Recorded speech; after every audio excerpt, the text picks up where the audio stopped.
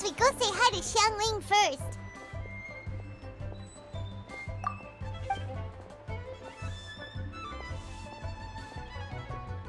Huh? Xiangling? What a pleasant surprise meeting you here! Oh? Why, the pleasure is all mine, as is the surprise, surely. It must be fate that brings us together in this place. How have you fared as of late?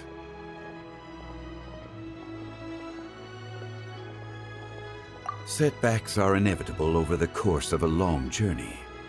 If you wish to share what's troubling you, allow me to lend my ear. There is no need to shoulder all burdens by yourself. You are too kind. So, Xiangling, are you here to listen to stories over tea again? I had originally planned to set out after this last round of tea. However, I had planned to take a walk to Qingce village and gather some nascent bamboo shoots, which are currently in season. A villager there once gave me a small sample, and they possessed a most excellent flavor. Huh? Nascent bamboo shoots? Why can't you just use normal bamboo shoots instead? Wait, Paimon knows! Because Zhongli prefers the finer things in life, right? Okay, Mr. Particular, let me guess. Ahem.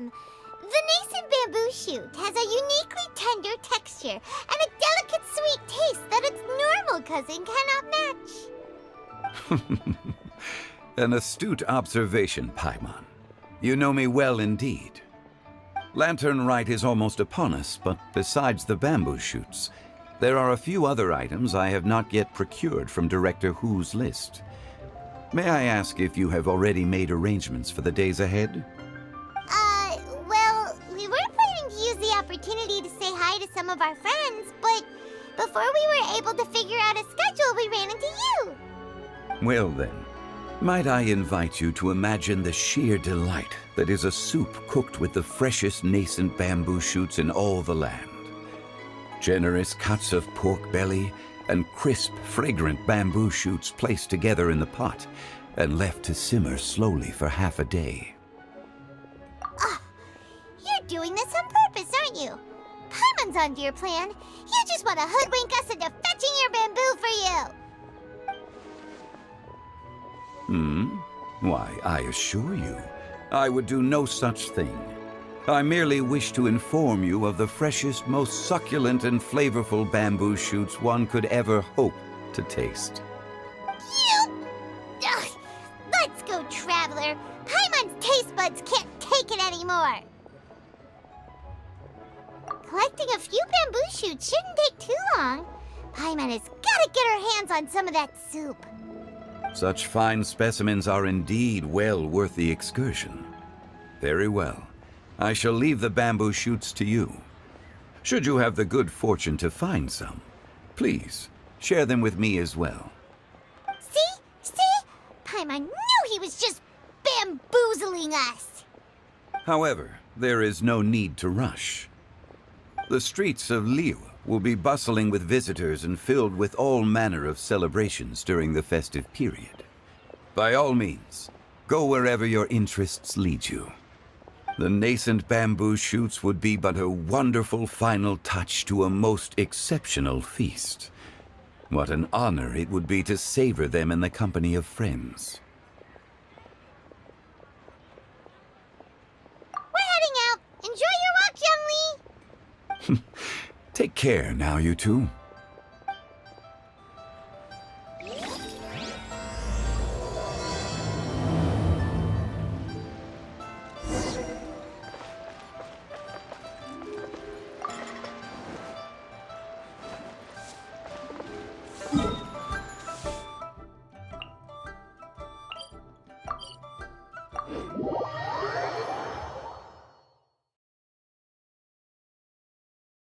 Bamboo shoot, nascent bamboo shoot.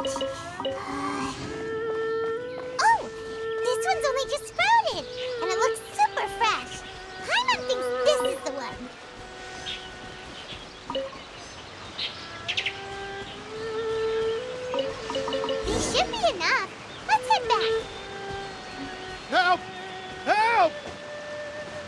Do you hear that? Someone's calling for help. It's coming from over there.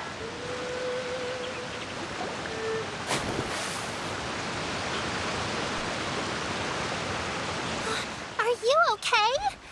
Did any water go down the wrong pipe?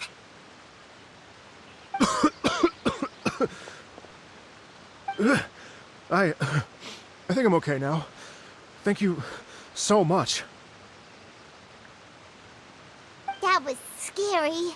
Well, at least you're all right. All thanks to your savior here. Oh, a little girl? Greetings, everyone.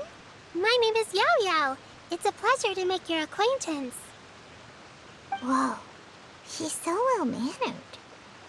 My name's Paimon, and this is the Traveler. I'm Dvorak, a musician from Fontaine.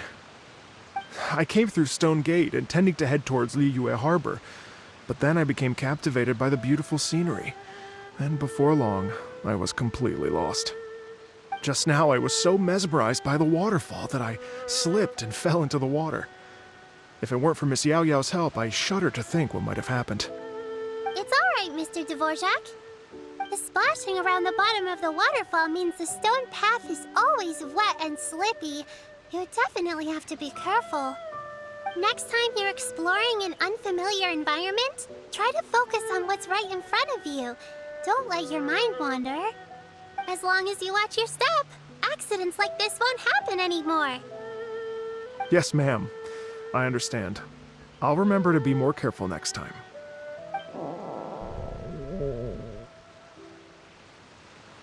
Oh, are you hungry, sir? Oh, I'll be fine. Please, sir, it's quite all right. I was born and raised here in Liyue. It's only natural for me to extend my hospitality to any guests who are passing through. I expect you still have quite a long journey ahead of you. It's very important to keep your energy levels up. I still have some lotus flower crisps left in my backpack. Why don't we split them between the four of us? Aw, what a thoughtful kid! She even has some for Paimon! You're welcome. Mmm, so tasty. If only there were more. Having a healthy appetite is a good thing. It means Paimon's still growing. If I'd known I was going to run into you, I would have made a second batch. Hope you're taking notes, Traveler. This is how you treat your Paimon. What do you think, sir? Are Liyue's snacks to your taste?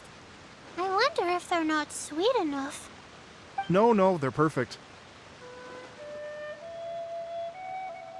When I was traveling through Mondstadt, I had a chance to try one of their moon pies. It had a meat filling, unlike these crisps. But apart from that, it seems like they follow a similar cooking process. Both are delicious in their own way. As for Fontaine's cooking, though, it's been a long time since I've had a taste of home. Sounds like you spend a lot of time on the road, huh? I do. It's part of my job. I'm one of the main organizers of the Iridescence Tour. Iridescence Tour? The Iridescence Tour is one of the biggest music festivals in Fontaine. We're looking to expand, though. Our aim is to hold a festival in every nation. At least, all the main organizers share this goal. Unfortunately, it's a long story, so I'll spare you the details. But anyway, so the main reason I'm traveling all around Tavad is to promote our music festivals.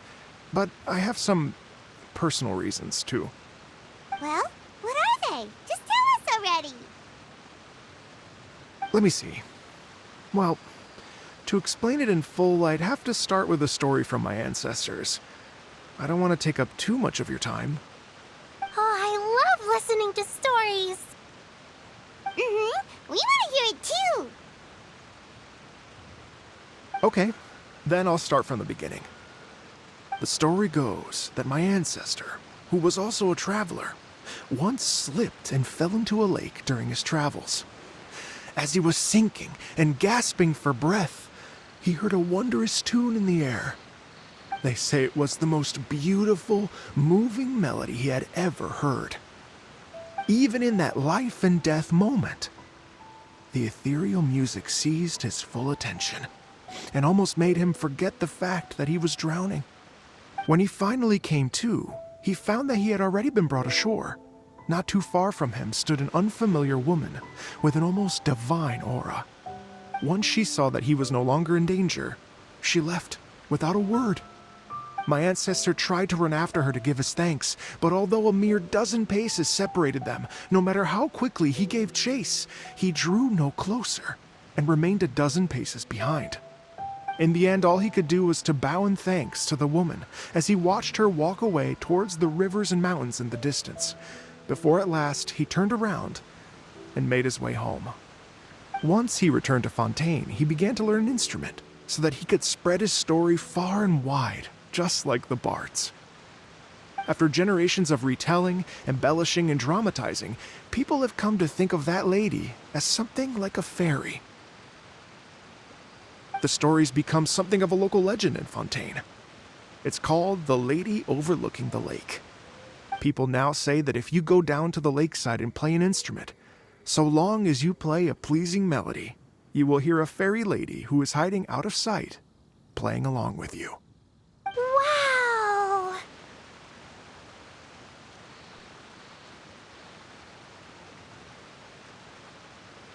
Exactly.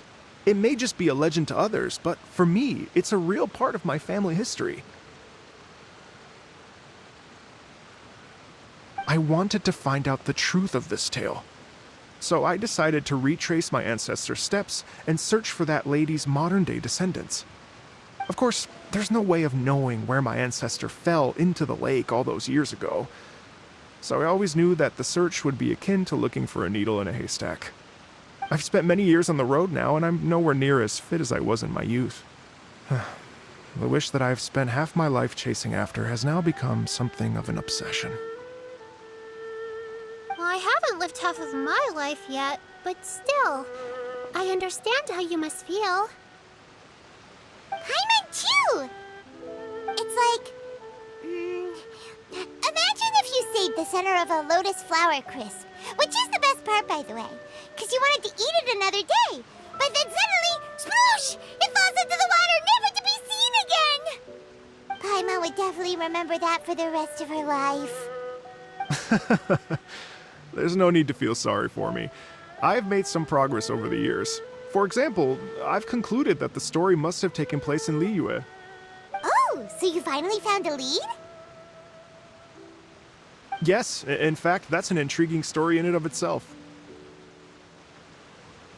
I'd always known that Mondstadt is the city of song and freedom, but more recently, I heard that the Anemo Archon returned to Mondstadt for a festival in the fall, and learned that he himself is a patron deity of music.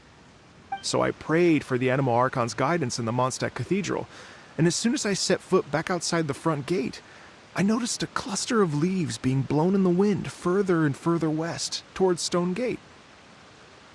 A friendly local told me that this meant the wind was guiding me in the direction of Liyue, so I followed their advice and made my way here.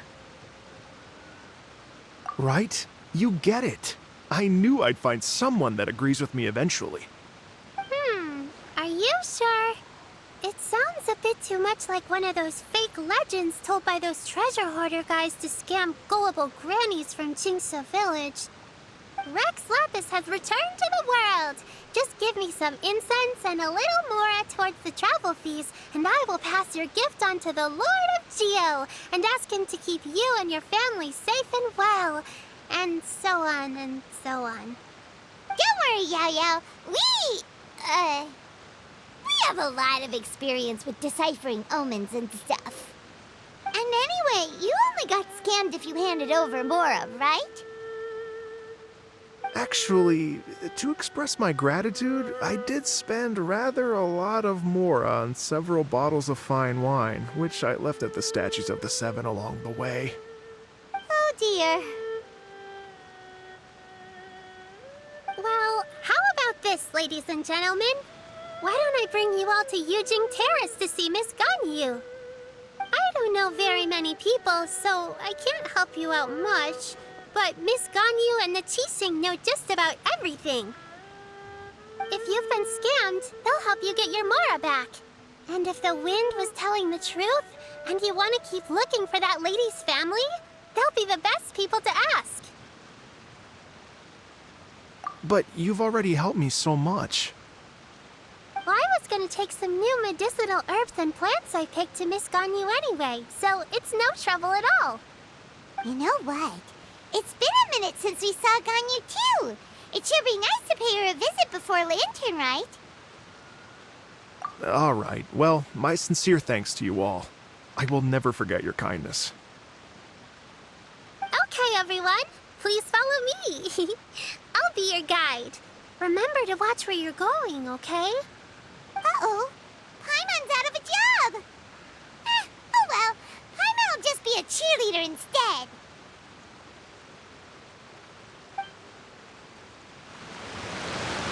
Behold!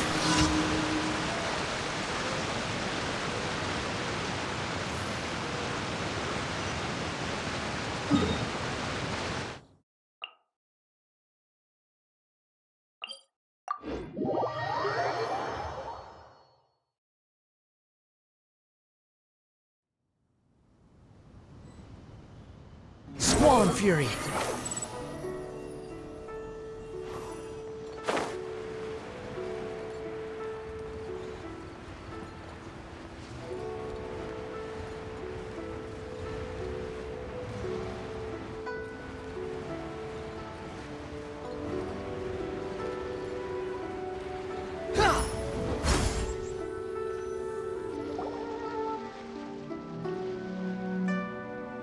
Wow, Liyue Harbor looks very different from when I came last. It's almost as if I'm listening to the same melody, but with a richer timbre and new variations added. Well, we are here during Lantern Rite after all. It only comes once a year, so they always have a big celebration. It's fair to say that this time of year is when Liyue Harbor looks the prettiest. Great, let's go and check it out. I can't wait to get into the city and see it all up close for myself.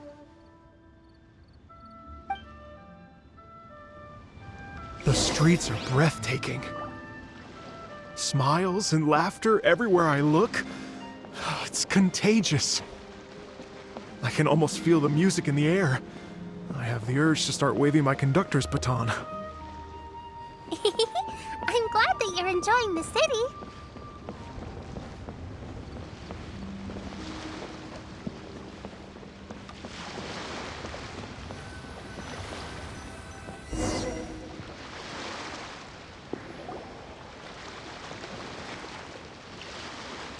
Hey everyone! Fancy meeting you all here. What a nice surprise. Hello, Xinyan. Let me introduce some new friends. They are... Traveler, Paimon, and Mr. Dvorak, right?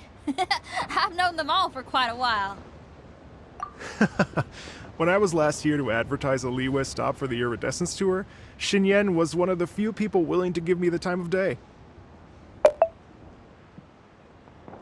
Feels like I've been chasing this Iridescence Tour bandwagon halfway around the world, but I keep getting stood up. What's going on, Mr. Dvorak? I'm so sorry, Xinyan. We've had a string of terrible luck recently, and every time we've tried to put on a show, something or other has come up to stop our plans from materializing.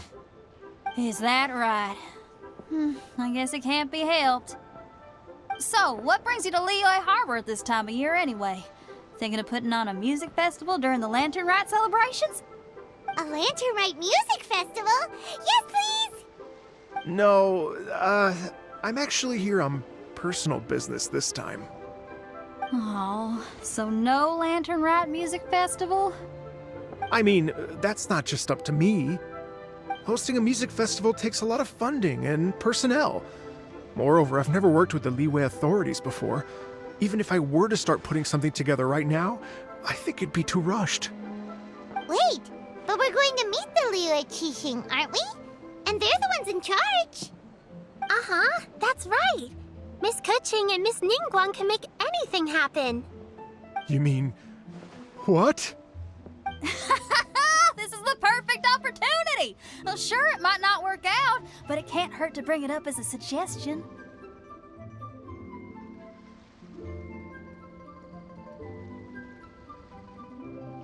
That's the spirit! See? Even the traveler agrees with me. Mr. Dvorak, don't let yourself be put off by the fact that a few things haven't worked out recently. As for the performers, I can put you in touch with some local artists. My friend Yunjin is a well-known opera singer in Liyue. With her support and a commissioned song from the Yunhan Opera Troupe, we should be able to get something going. But what about you, Xinyan? Are you just going to sit this one out? What do you take me for? If we actually manage to make the Iridescence Tour Lantern Rite Grand Concert a reality, you think I'd let anyone else perform the opening act? Wow! There's that rock and roll spirit! What do you say, Mr. Dvorak?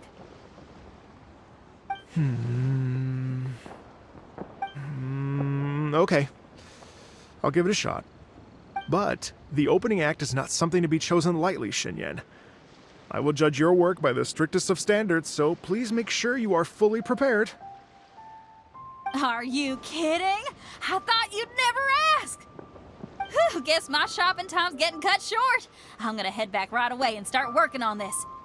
Yao Yao, if you run into your senior on the way to the Qixing, please send her my regards. Okay, I promise I will. Good luck with your music, Xinyan. You've got this, Xinyan! So about the senior of yours Xinyan mentioned just now, is that anyone we know? Yes, it's Xiangling. She's mentioned you two before. Xiangling's always thinking about cooking. Whenever she gets scrapes or burns, she just leaves them to heal by themselves. She definitely needs someone around her to look after her. I know you must have looked out for her a lot too in the time you've known her. So, thank you for that.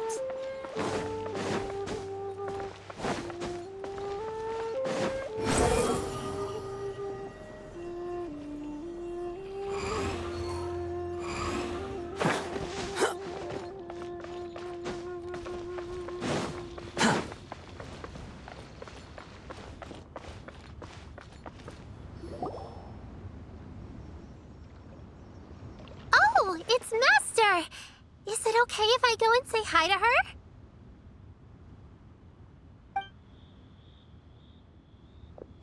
Oh, calm down now, dear. I'm not about to run off anywhere. I'm not a bundle of energy like you. I haven't seen you in days, Master! I've missed you. Oh, bless you, Yao Yao. You do say the sweetest things. Ah, look who it is. Visiting friends during the lantern rite, are we? You're half right, Madam Ping. We were also trying to help out Mr. Dvorak over here. We were on our way to take him to see the Qixing. Hello, ma'am. I am a musician from Fontaine and an organizer of the Iridescence Tour. I don't suppose you've heard of it. Master! Master! The Iridescence Tour is a super famous music festival! Oh, an old lady like me wouldn't know much about that sort of thing. A music festival, you say? It sounds terribly exciting.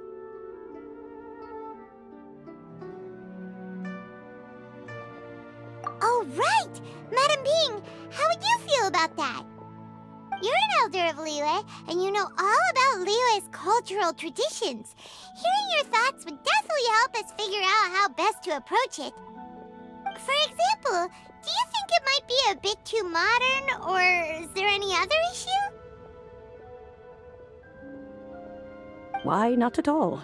Music pays homage to history and culture, and it can also be a bridge between different civilizations.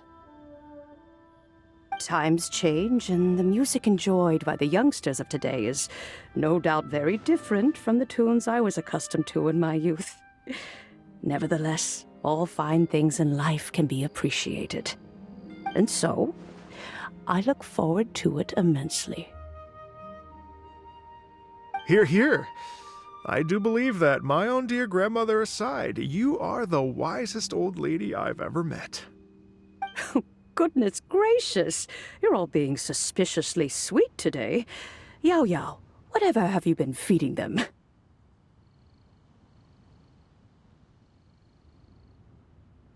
Master, you're in such a great mood today. You're even cracking jokes with the rest of us. Oh, well, I'm sure you must have plenty to be getting on with. Yes? Run along now. Don't let me hold you up.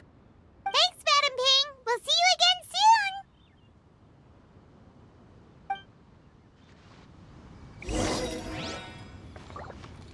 soon. Squall and Fury.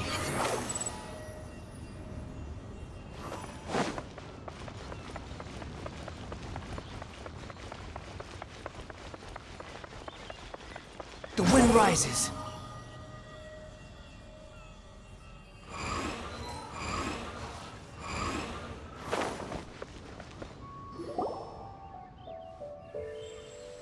And when you meet with the Ministry of Civil Affairs, please remind them that the festivities are not an excuse to procrastinate their work. Understood, Miss Ganyu. I'll take my leave now.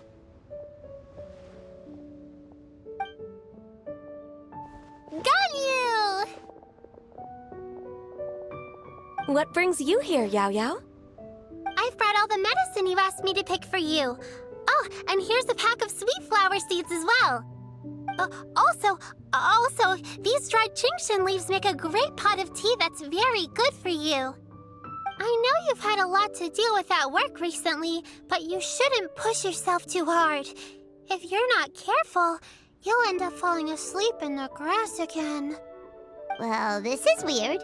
It's like a responsible younger sister talking to their disorganized older sister.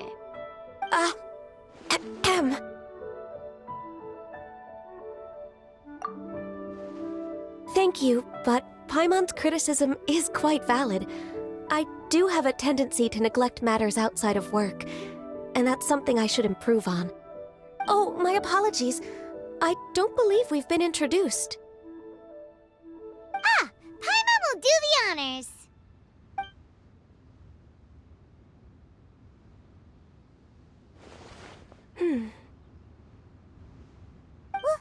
What's wrong? Did Paimon go over everything a bit too fast? It's definitely an ambitious plan. If there's anything you didn't quite catch, Paimon's more than happy to go over it again. It may be a little difficult to make this happen. Oh?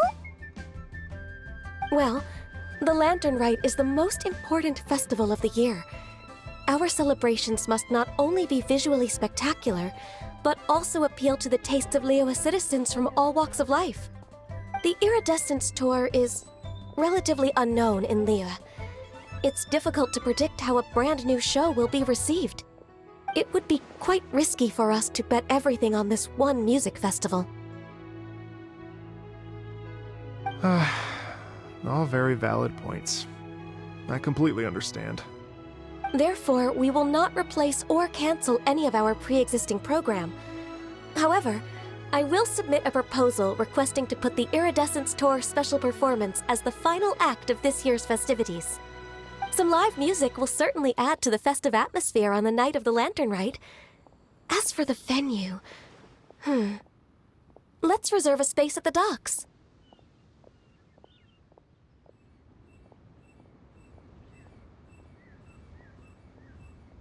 Yes, my thoughts precisely. Now I just need to take some time to give this proposal some polish. As long as I clearly lay out the pros and cons, and highlight the key points of the proposal, given that Ping and the Traveler have both given the idea their blessing, I'm confident that Qixing will be sure to give it serious consideration. Mr. Dvorak, I will need to discuss with you the number of musicians who will be coming to Liyue, as well as their catering and accommodation requirements. Oh, yes, certainly. Let's step to the side and discuss further.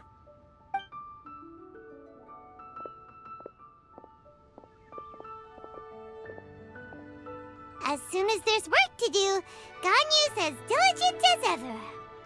I couldn't agree more. Master once said that everyone has things that they are good at and things that they are less good at. So, with that in mind, Ganyu shouldn't feel compelled to become perfect at absolutely everything. I'm good at taking care of people, so that can be left to me. Wow. Hey, Yo-Yo, can you take care of Paimon too? Paimon's getting hungry again. I'm afraid my backpack's empty now, but if you let me know what you like, I can bring you some of your favorite dishes next time we meet. Apart from lotus flower crisps, what else do you like? Anything sweet, and anything that's made from slimes.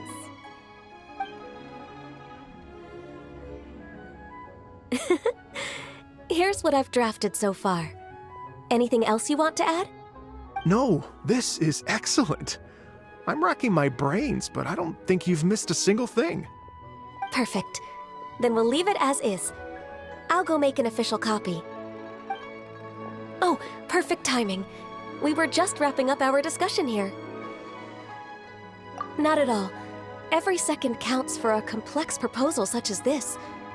I will inform the Qixing of this development immediately. Please give me a moment to pass on the message. Yao Yao, thank you for bringing my herbs.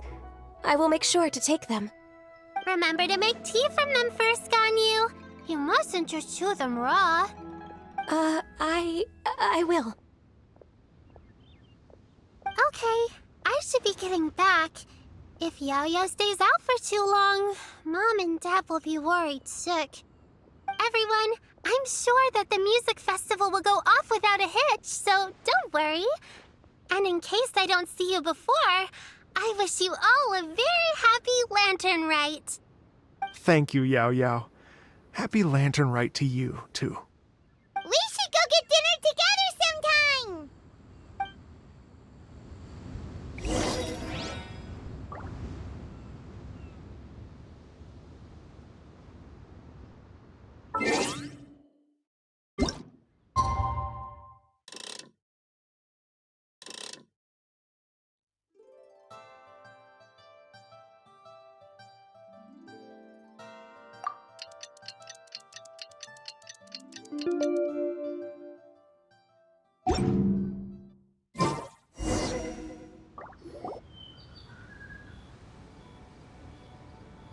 Greetings, Traveler, Paimon, and Mr. Dvorak.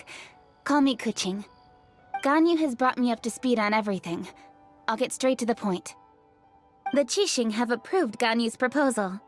Over the next few days, I will be working with Mr. Dvorak on behalf of the Qixing to facilitate the organization of this concert.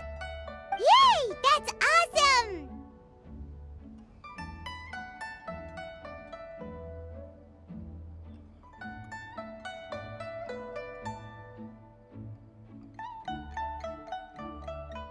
Please, the Qixing have a duty to deal with matters such as these.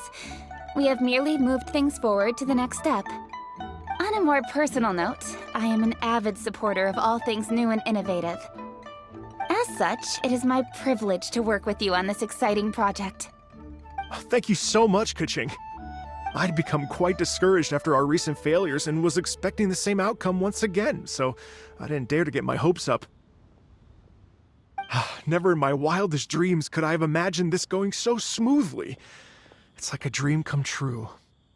Right. Time for me to call in the performers. To stage a concert at a high-profile event like this is a rare opportunity. We'll make sure it's a night to remember. Yes! Our music band's finally getting fired up! Yes, indeed. I know exactly what I'm doing from here.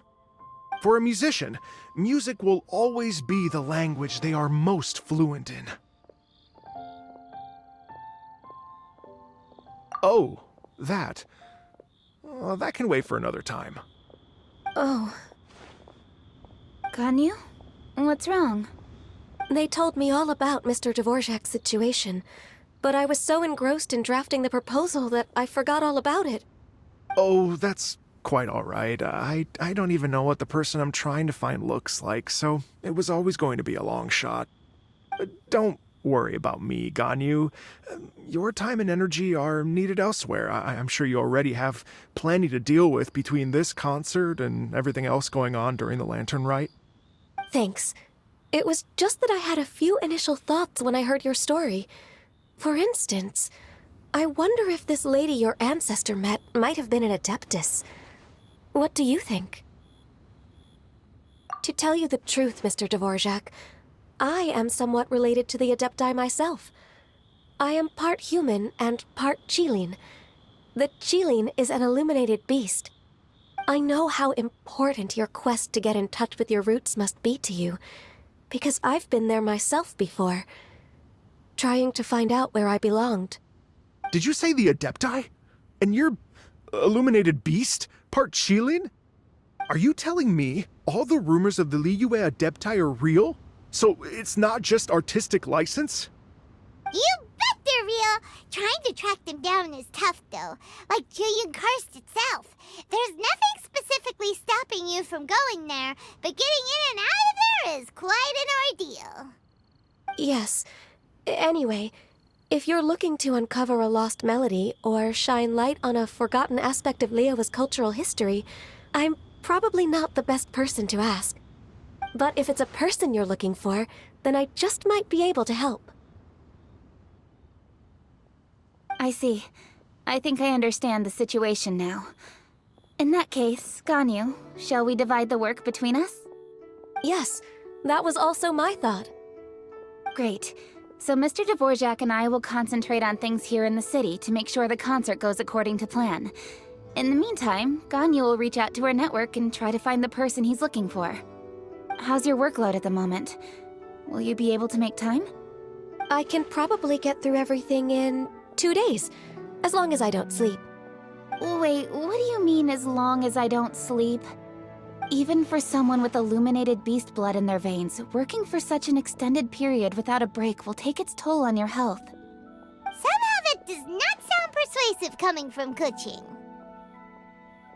Be it but 3 moons from the start, he who returns is not he that departs. Even I know the importance of maintaining a healthy work-life balance. In that case, 3 days. All right, I can work with that. If you have the time, would you join me for this search? You're well known to many of the Adepti and respected among the people. I'll feel much more at ease with your company. Okay, then let's meet back here in 3 days. Watch this space, Mr. Dvorak. We'll get to the bottom of this. You're all so helpful and kind. I just... Just think, imagine if we found the Adeptus lady, or one of her descendants, and got them to come to the performance. Wouldn't that be amazing? It'd be such a happy reunion, and that's exactly what this festival's all about.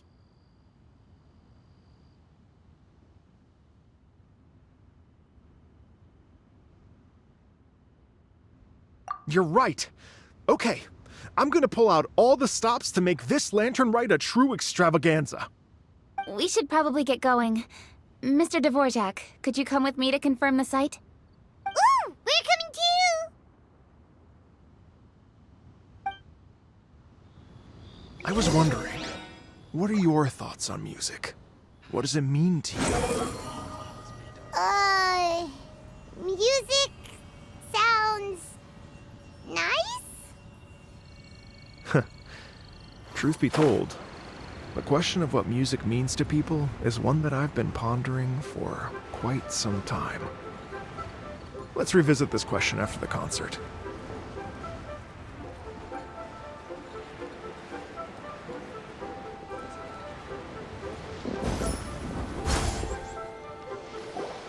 Lady Yuhong? Baiwen, what is it? Per Lady Ningguang's orders, I've been gathering intelligence outside of the city with the goal of uncovering and dispatching any trouble ahead of the festival.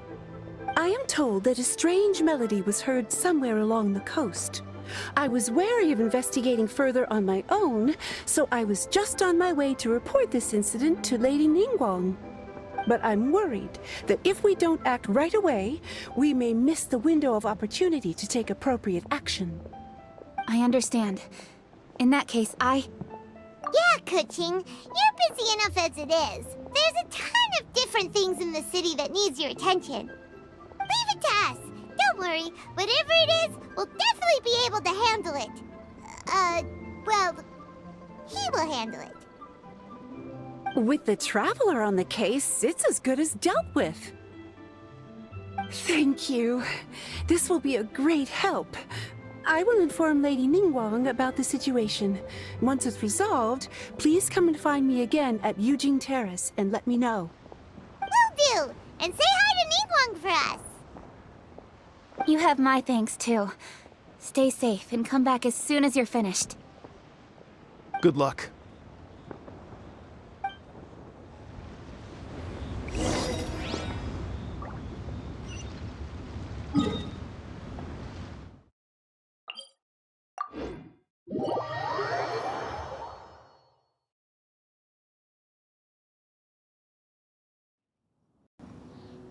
The wind rises.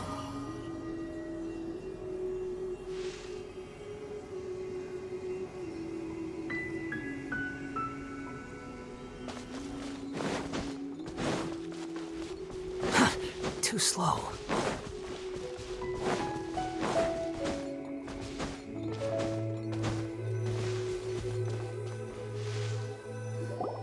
Byron said the strange tune was coming from around here, right?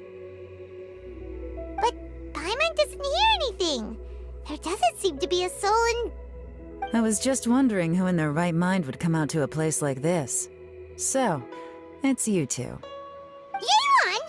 How'd you sneak up on us like that? You nearly gave Paimon a heart attack! You look pretty alive to me. Can't have spooked you that bad. Fair enough. Ah, you're here for that too?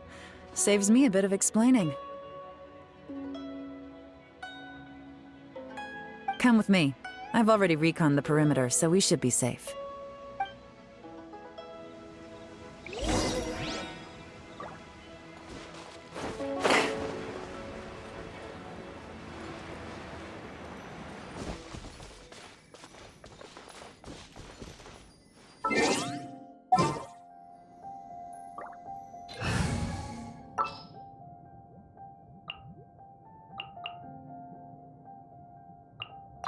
What's our objective?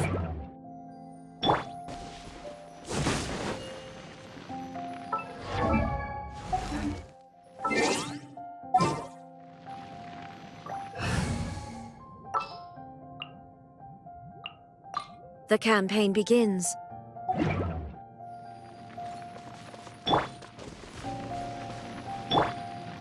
Allow me!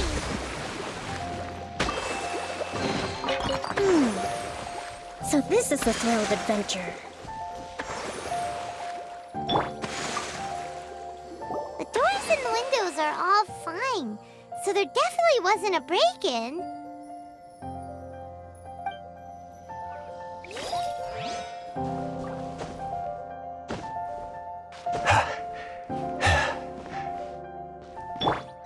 Behold!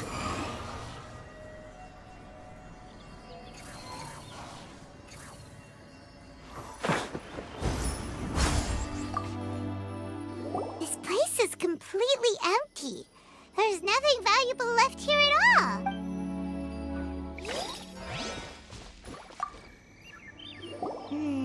The stuff by the door is in pretty good condition, though. It can't have been too long ago that someone was last living here.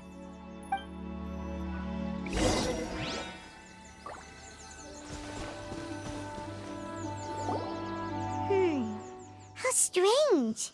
It looks like it's been looted, except for the fact that there's no sign of a struggle. The bad guys could have sneaked in while the owner was gone, but then how do you explain why the door and windows are intact? Seems you've done a pretty thorough inspection. So, any theories on what might have happened here? Yeon, you didn't hide some of the evidence from us on purpose, did you? Why would I make this more difficult for you? We're on the same side here.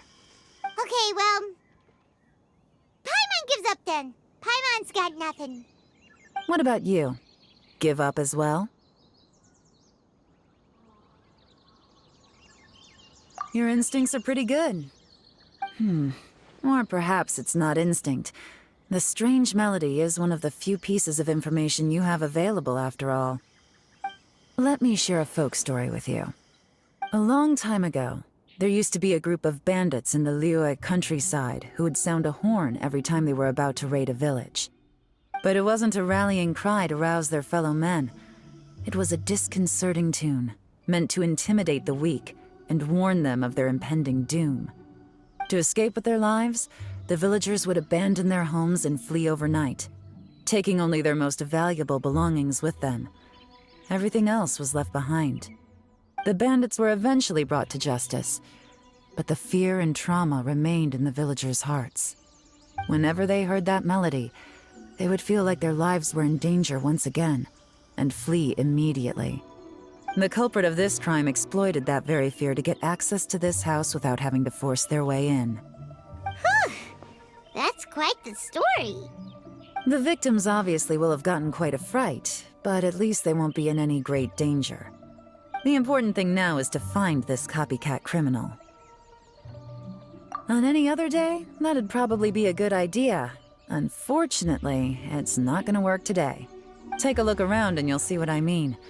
This criminal is clearly well-versed both in using music to commit crimes and in making a clean getaway. Not only did they stay off the muddy road to avoid leaving footprints, it looks like they were also careful not to bring any gadgets with so much as a trace of elemental energy. Evidently, they were intent on keeping even the most experienced investigators off their trail. Unfortunately for them, I'm one of the best trackers in the business. They're not about to get away with their little scheme on my watch. So basically, if we want to find the culprit, we just need to follow Yelan.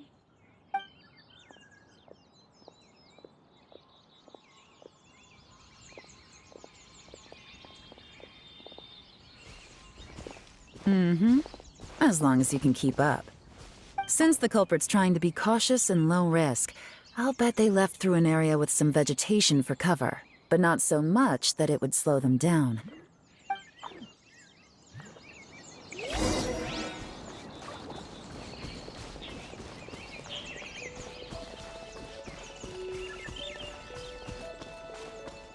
Squall and Fury! Here, look at this. These tracks are superficial, but they definitely didn't occur naturally. Something heavy was being dragged this way, meaning we're headed in the right direction.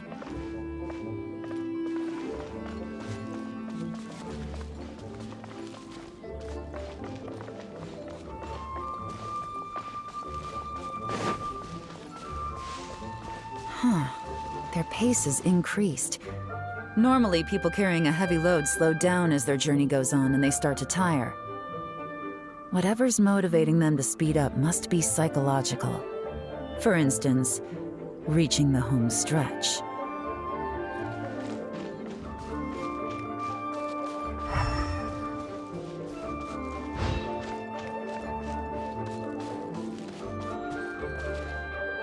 The wind rises.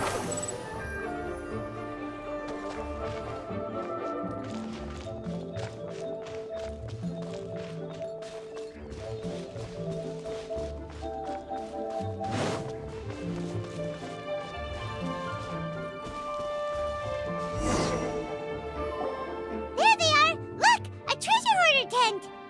Ugh, not the treasure hoarders again! And so close to Lantern Ride, too! 'Tis not the season for their antics! Come on, let's round them up. There is no escape!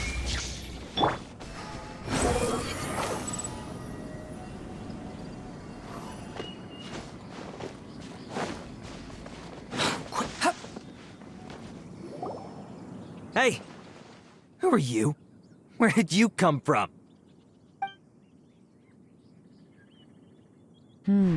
The evidence is conclusive. Okay, confess and we'll go easy on you. My patience is running low, so why don't you do us both a favor, You kidding me? You think I'm scared of you? Perhaps not, but you should be.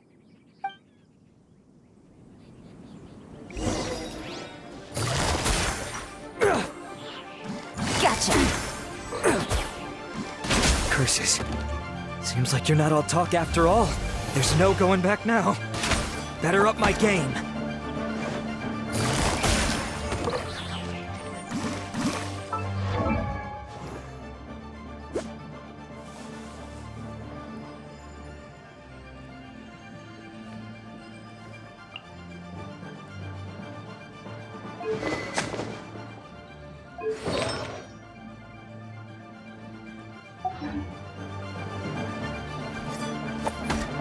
Gotcha. Mercy! Have mercy! Oh, it's a little late for that. I've come this far, I might as well finish the job. I surrender! I surrender, please! I'll do whatever you say. Please have mercy. Tell us everything. You have one chance, and I'm warning you. Don't make me ask twice. I won't, I swear.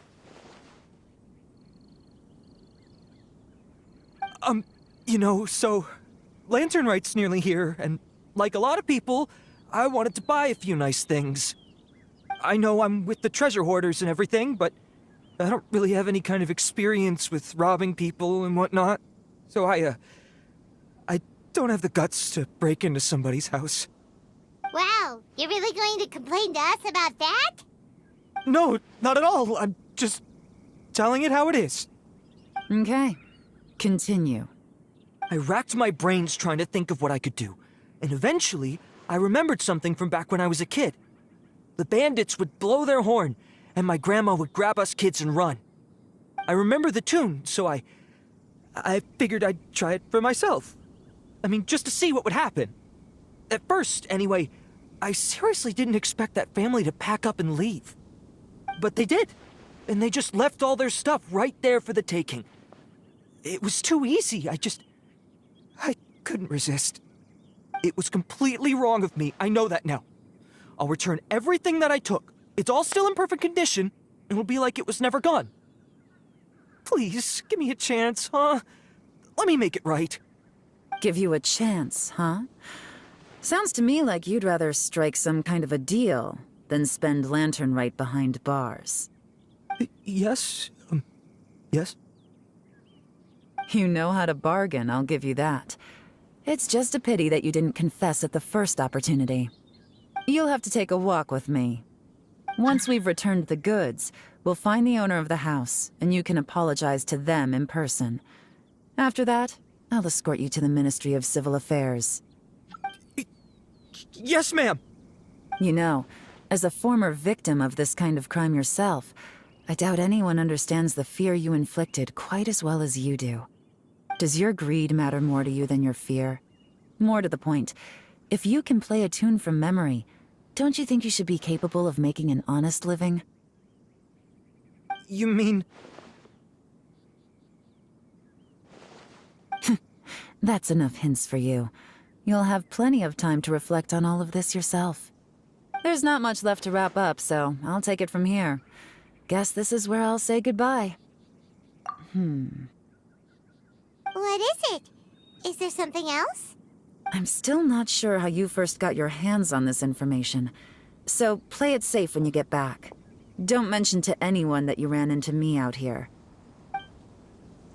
You helped a lot with the investigation and arrest anyway, so it's perfectly fair for you to get all the credit. Just take it. It works better for me, too. See you when I see you, and happy Lantern Rite. Yaon's such a pro at this. With her taking it from here, it's as good as resolved.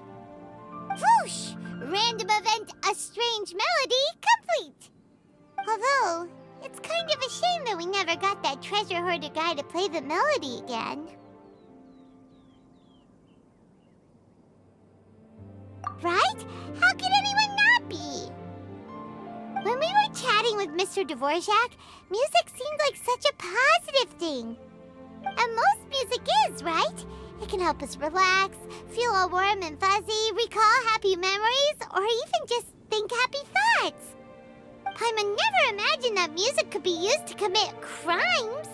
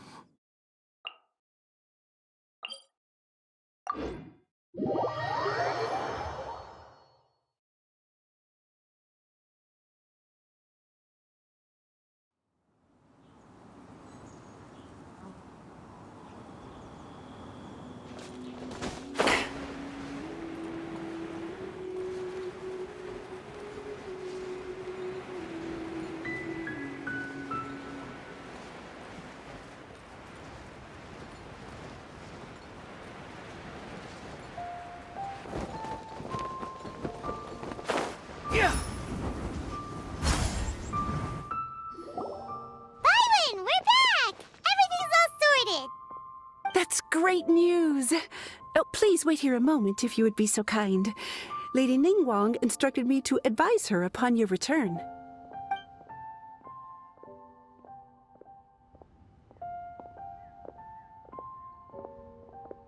My greetings to both of you. Long time no see. No need to be so formal with us, Ningguang. We've known each other for a long time now. You must be super busy with all the preparations for Lantern Rite. Don't mind us. On the contrary, I think it is those that I have known longest to whom I should extend the greatest courtesies. Alas, on a different day, I would invite both of you inside for some tea and a brief respite from your travels. But you're quite right. Trivial matters aside, there's no escaping the fact that we have a grand concert to organize. Once the performance itself is over, we'll then need to invite the representatives of the Iridescence Tour for a discussion on future collaboration opportunities. The financing arrangements alone could well entail many rounds of discussion. Simply put, there will always be work to do. Whoa, you're already thinking that far ahead? Well, we can discuss more current affairs if you'd prefer. I trust you saw this year's Mingxiao lantern at the docks when you arrived at the city? Yeah, it looked like a goose. Which Adeptus is it modeled on this time? Sea Gazer. I believe you're familiar with the name. Legend holds that he was free-spirited and easygoing. People described him as a cheerful soul and a loyal friend. On this marvelous lantern rite, we pray that the fallen heroes may be guided home. If the sound of music can flow like the rivers and streams into every corner of the land, perhaps the souls of those who have gone before us will hear the song of a new era. I wonder whether the melodies will be to their liking. Oh, they're gonna love them. Paimon's sure of it. At least, if the guy you mentioned is anything to go by, the Adepti and Heroes of the Past sound like a positive and free-spirited, cheerful bunch. They're sure to be open to new music. Well, let's hope so. I heard that you'll be going on a search with Ganyu to find the descendants of a fairy lady from a Fontaine legend. I'm sure this quest to uncover the truth behind an ancient story will turn into a most charming tale. Do share it with me, won't you? I couldn't bear to miss out.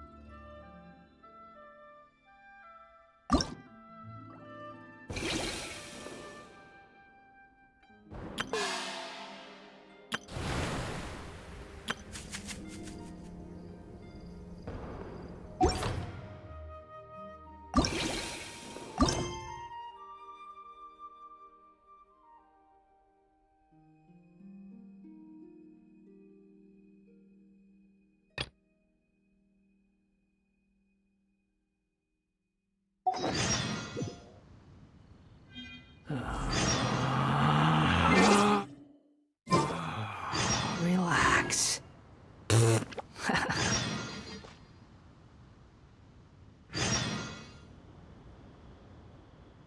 There's no need to exchange pleasantries.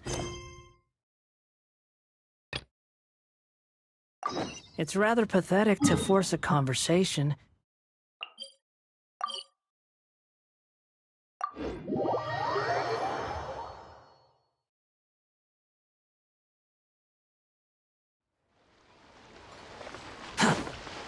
Behold!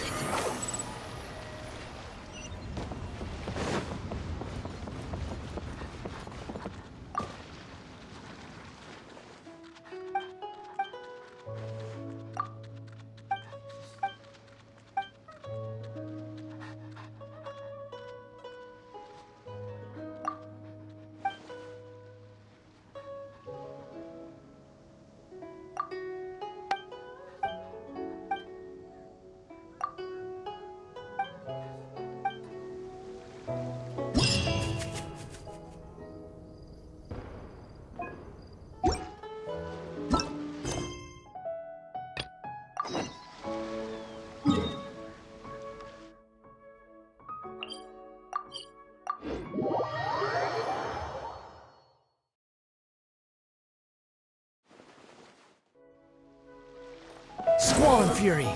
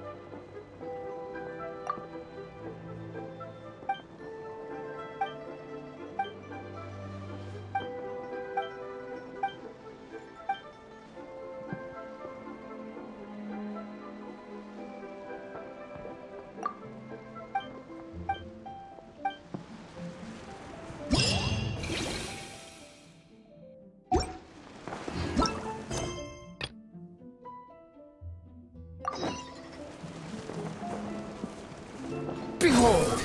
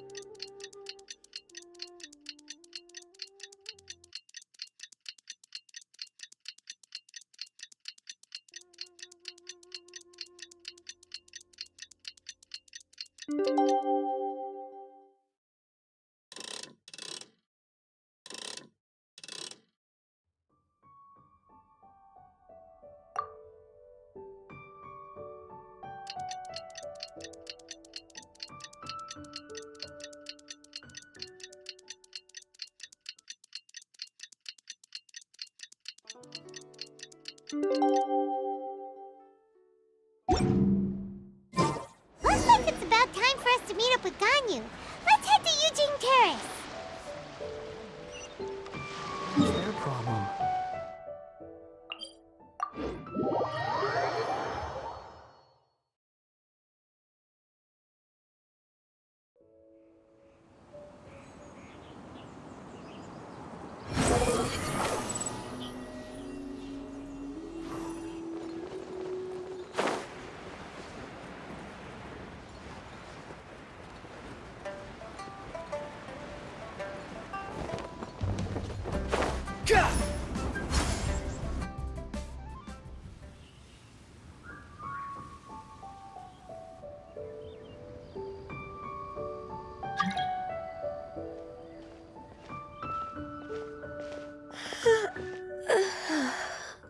Greetings, Traveler and Paimon.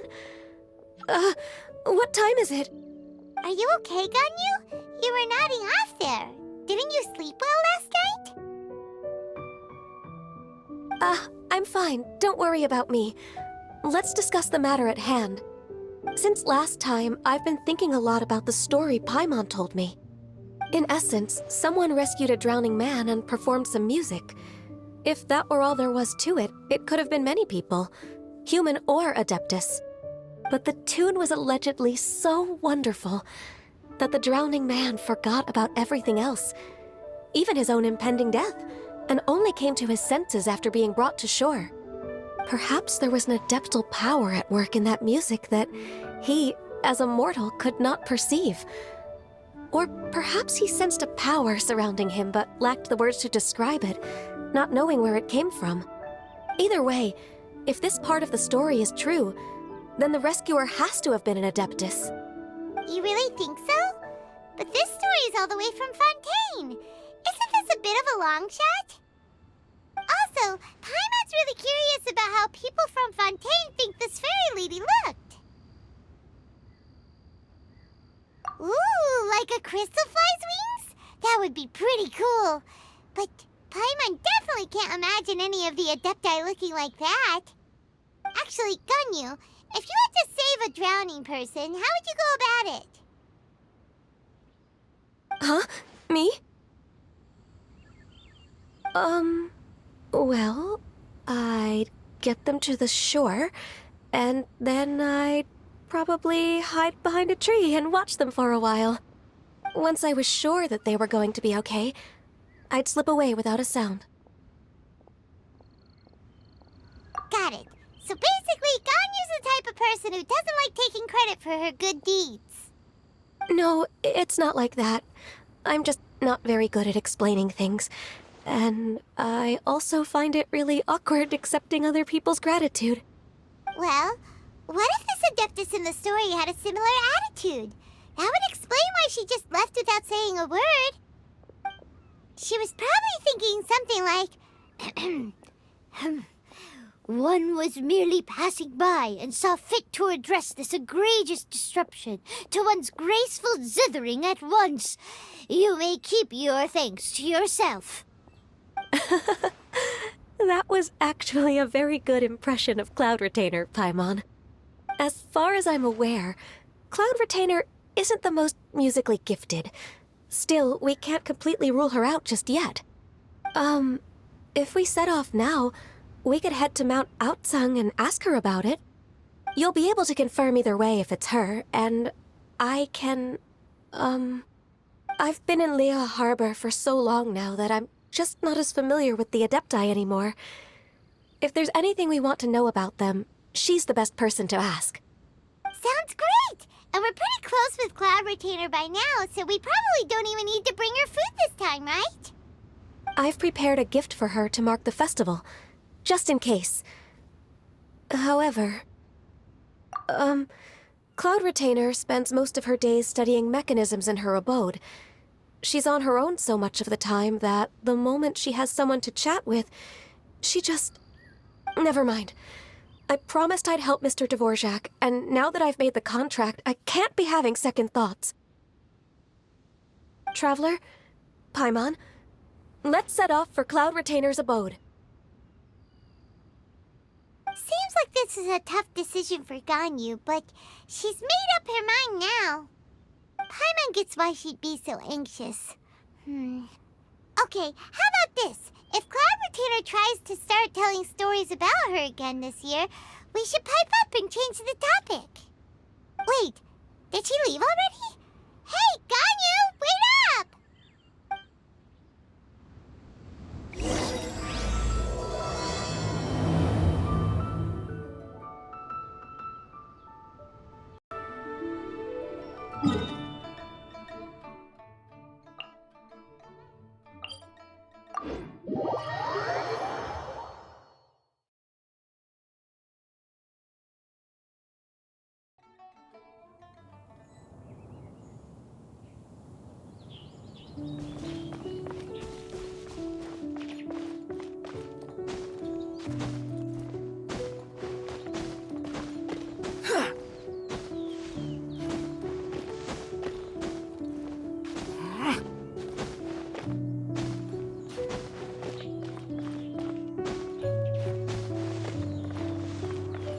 Squall Fury!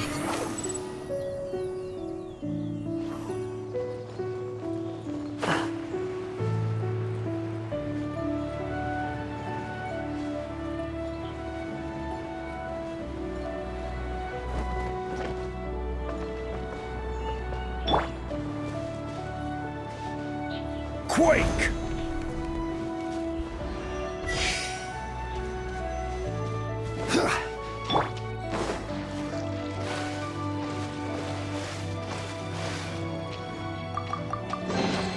Take it and have fun.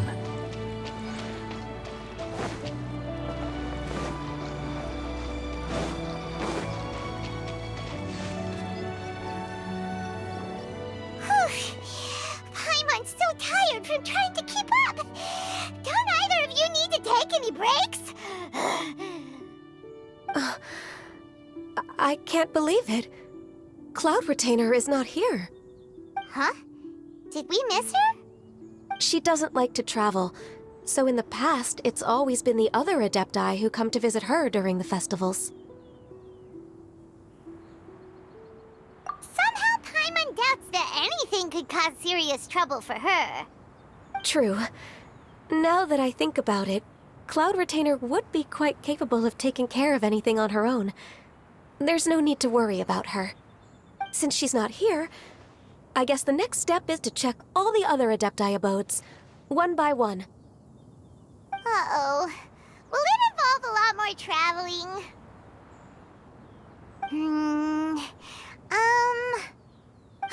Got it! Paimon has a great idea! Please go on, Paimon. Our goal here is to find the Adeptus that helped Dvorak's ancestor, right? We can't hear any music right now, but if she's really as nice as the story suggests, she'd definitely come to help anyone who was drowning, right? Yes, I think that's fair to say. So, all we have to do is get the Traveler to pretend to fall into the water, and the Adeptus will come to the rescue! You know perfectly well that Paimon can't swim! Paimon would sink like a rock!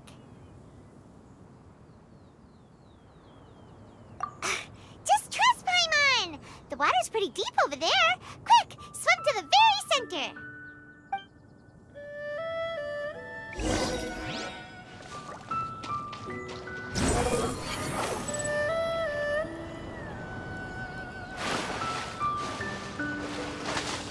Help! Help! Someone's drowning! If only there was a kind-hearted Adeptus here to save us! Oh no! Whatever will a Paimon do?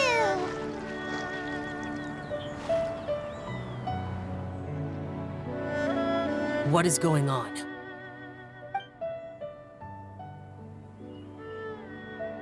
How do you feel right now?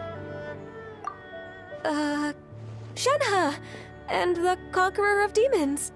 Why don't you say something? Please don't make Paimon explain. Okay, fine. Paimon will explain. We're looking for an Adeptus who's good at being a lifeguard and playing music.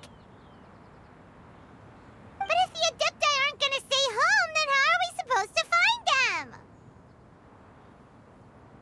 It wasn't me.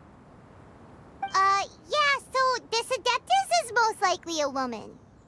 And I am not an Adeptus, as you both already know, Traveler and Paimon. Okay, so this is Paimon's fault. No way Paimon would have suggested this idea if she'd known how awkward this was gonna be.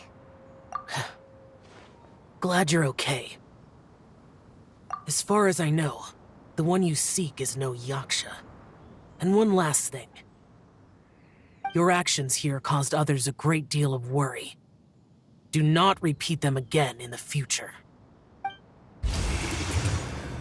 As ever, the conqueror of demons comes and goes, just like the wind. Right. I didn't dare to say a word just now. How's your training going, Shenhe? Have you made any plans for Lantern Rite? We could spend it together in Liyue Harbor if you'd like. I had planned to spend the festival with Master this year. However... Oh, speaking of Cloud Retainer, when did you see her last? Earlier this morning. She set off for Mount Hulao at dawn. I noticed she was using an Adeptus art of some kind to protect a mechanism that looked like a boiler. Maybe it was a gift for Mountain Shaper. I did not inquire. So we just missed her. Please excuse me for a moment. I think I'll leave the gift in her abode. Sure. Thank you. It sounds like Ganyu and Shenhe have gotten a lot closer recently. Yes. During the summer and winter, I continued to train with Master. In the other months of the year, I have been learning to adapt to human life in Liyue Harbor. Ganyu arranged accommodations for me in the city, and also recommended several work positions for me.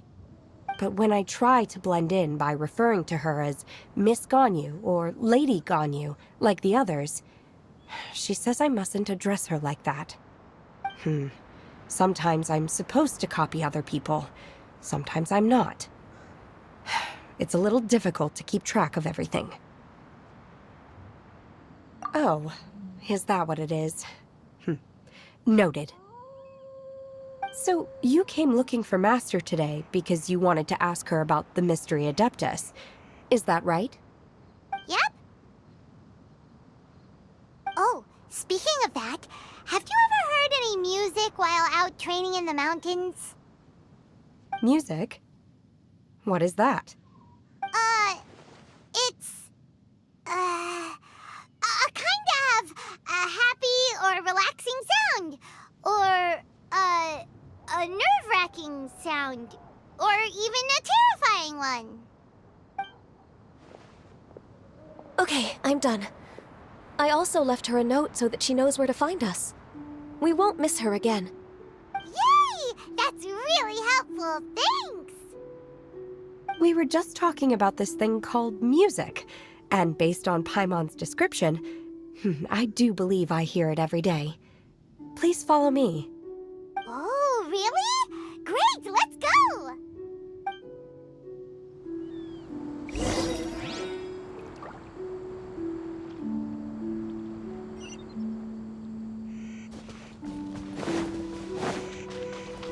Behold!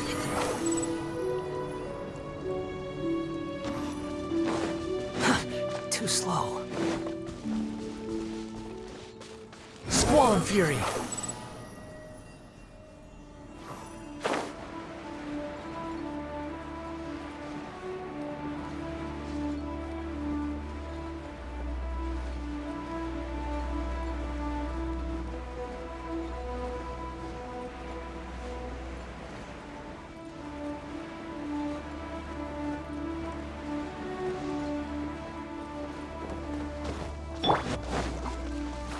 Thrust and rebuild! Solidify! The wind rises.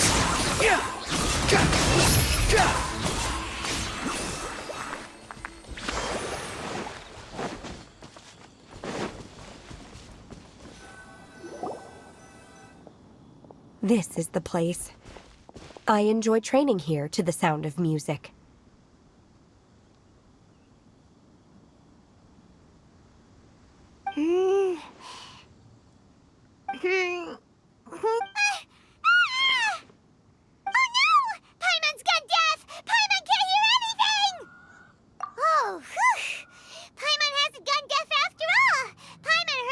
you just spoke.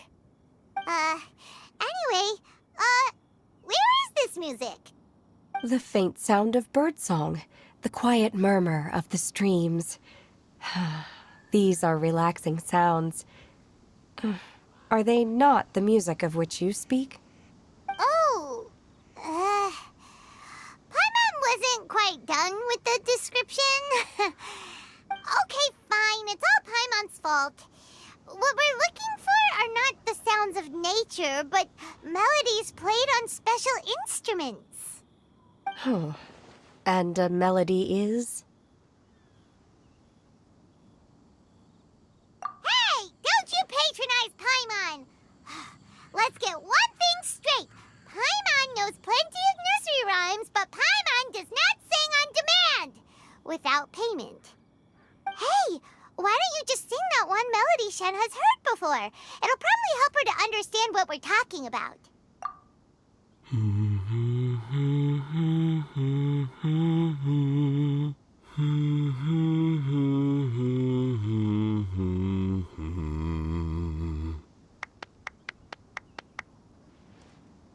Oh, was that from the opera that Yunjin sang? Mm-hmm. That was a melody, and melodies can be called music. It felt like I was transported back to the past. In my mind's eye, I could see the Zhao lanterns lighting up the night sky again. We're all there, raising our glasses and drinking to our heart's content on the Jade Chamber. As I watched Yunjin's performance, I felt a warm sensation in my heart. And as the drink reached my stomach, it went from warm to hot. When you hummed that melody just now, feelings from a whole year ago came right back to me, as strong as they were on that day. So that's the power of music. Wow, Shenhe. That was so deep! Music definitely has the power to bring up memories.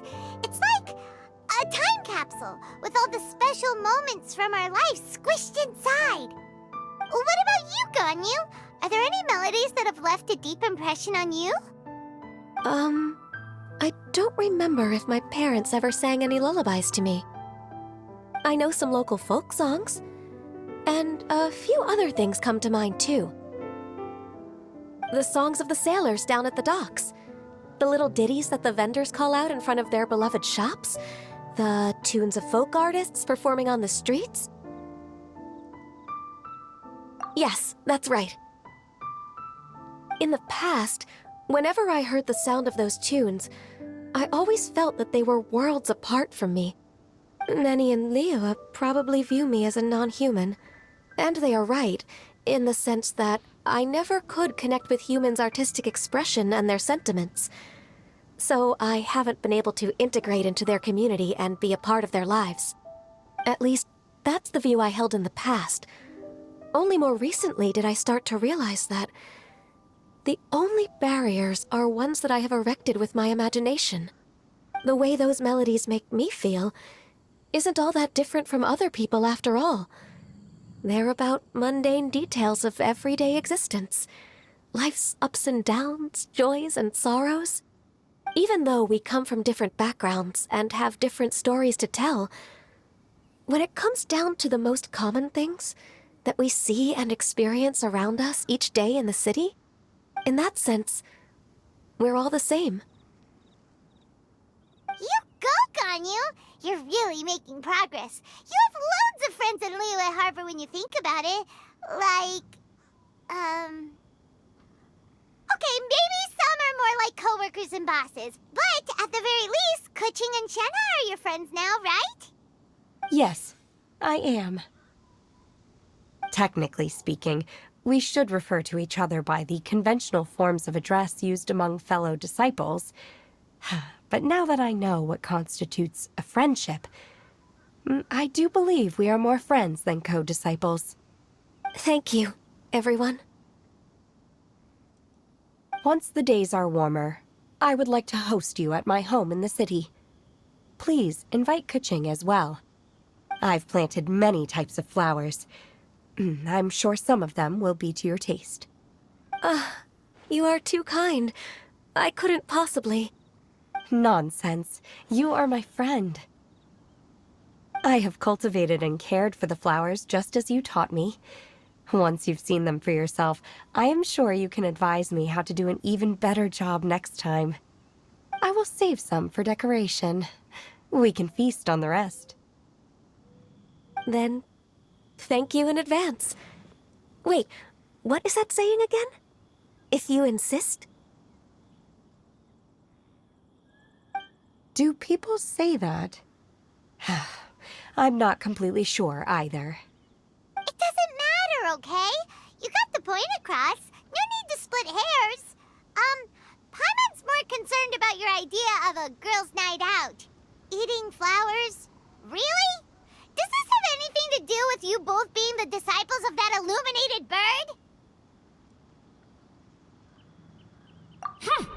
Who dares refer to one not by one's Adeptus title, but merely as that illuminated bird? Master. Our greetings, Cloud Retainer. Ah! There it is! The illuminated bird has landed! Double humph. Now she has the gall to use it rather than she, even after being chastised once already? Barely a moment has passed since we last met, and yet your impertinence has reached new heights. Very well. If you refuse to learn your lesson, one shall scold you no further. One has received your message from Ganyu. On the matter of the Adeptus you seek, one suspects to know their identity. Well, shall one lead the way? I still have to complete my training for today, so I will bid farewell to everyone here.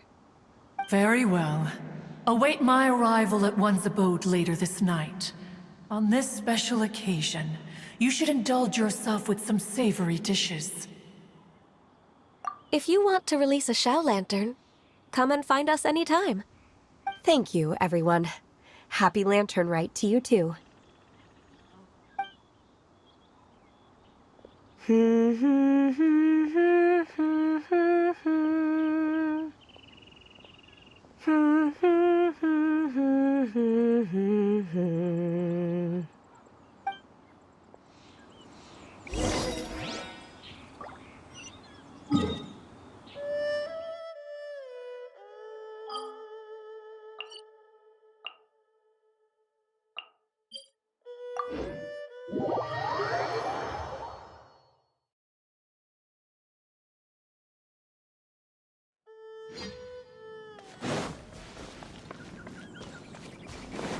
Squall and Fury!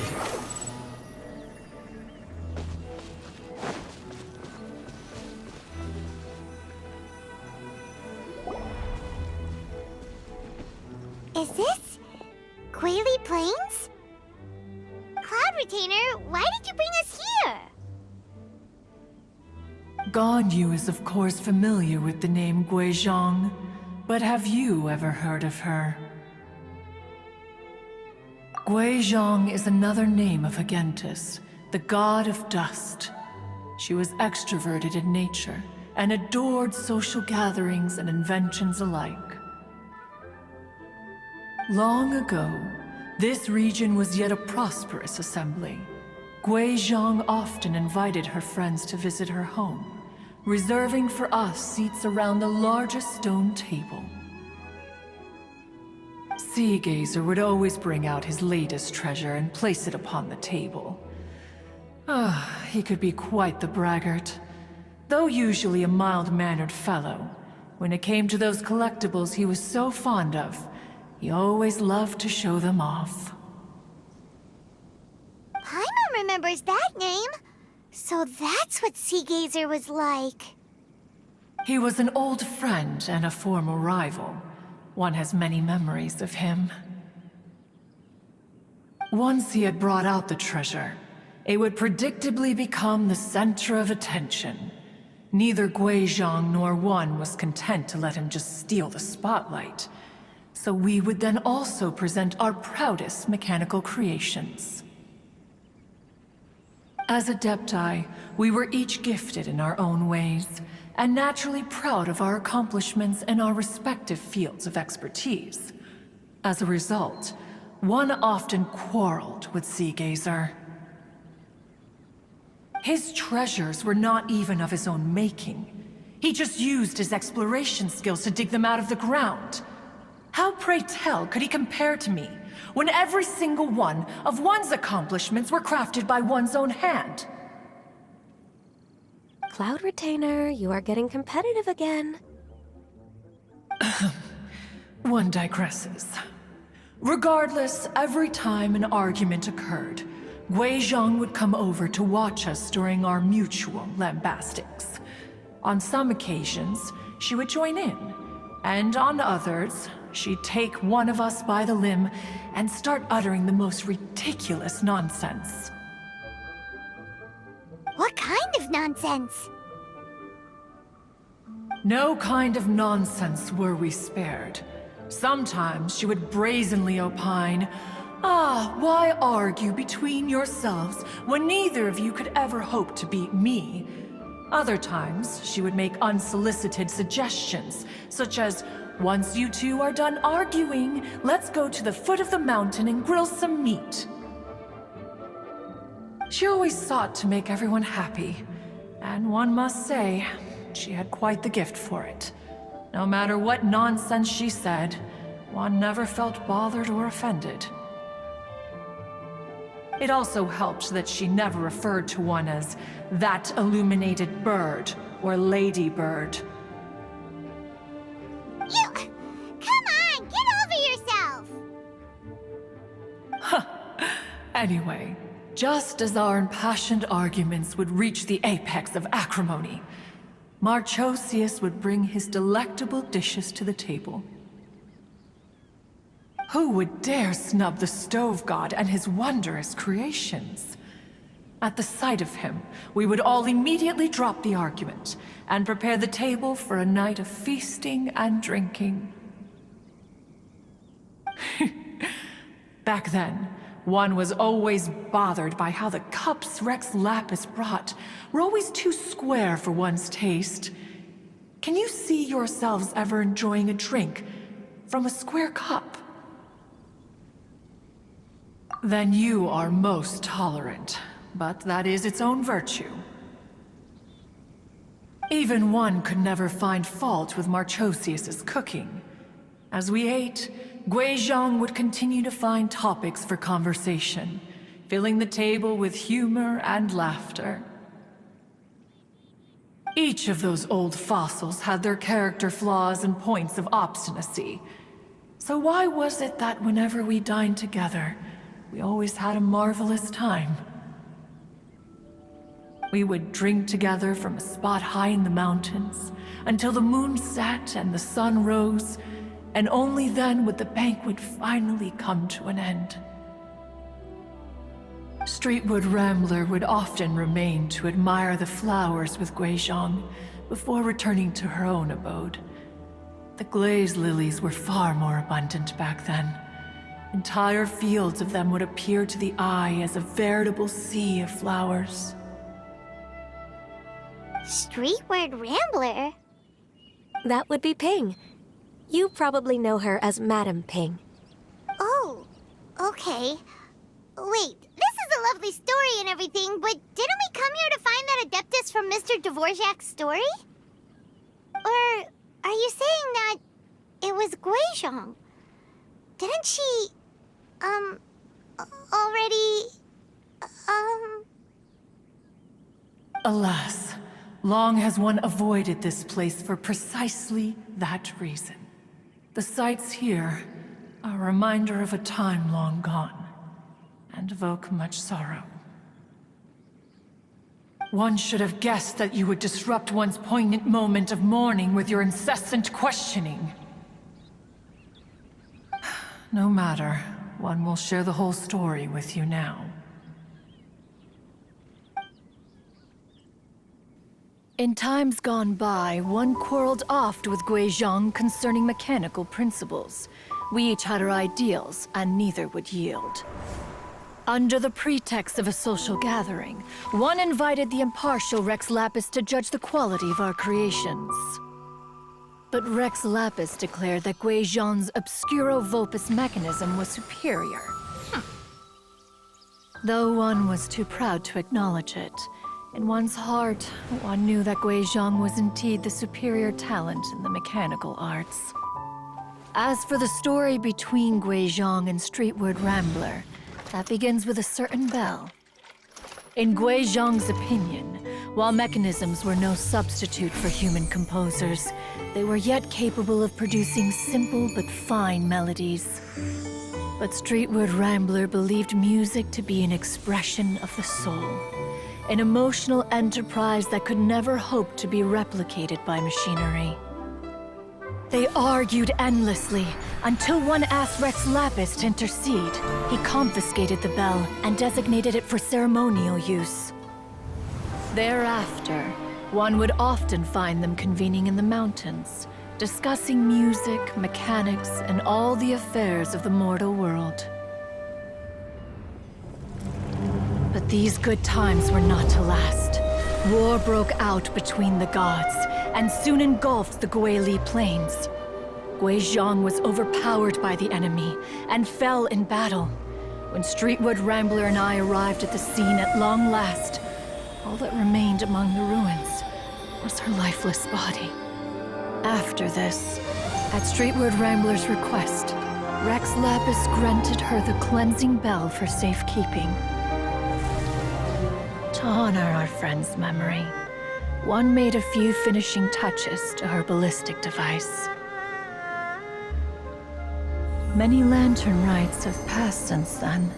Many greetings and goodbyes. Upon what do you gaze? The Guili Plains? No.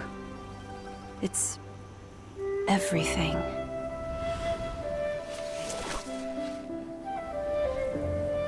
We think of human life as like a lantern that's lit one minute and extinguished the next.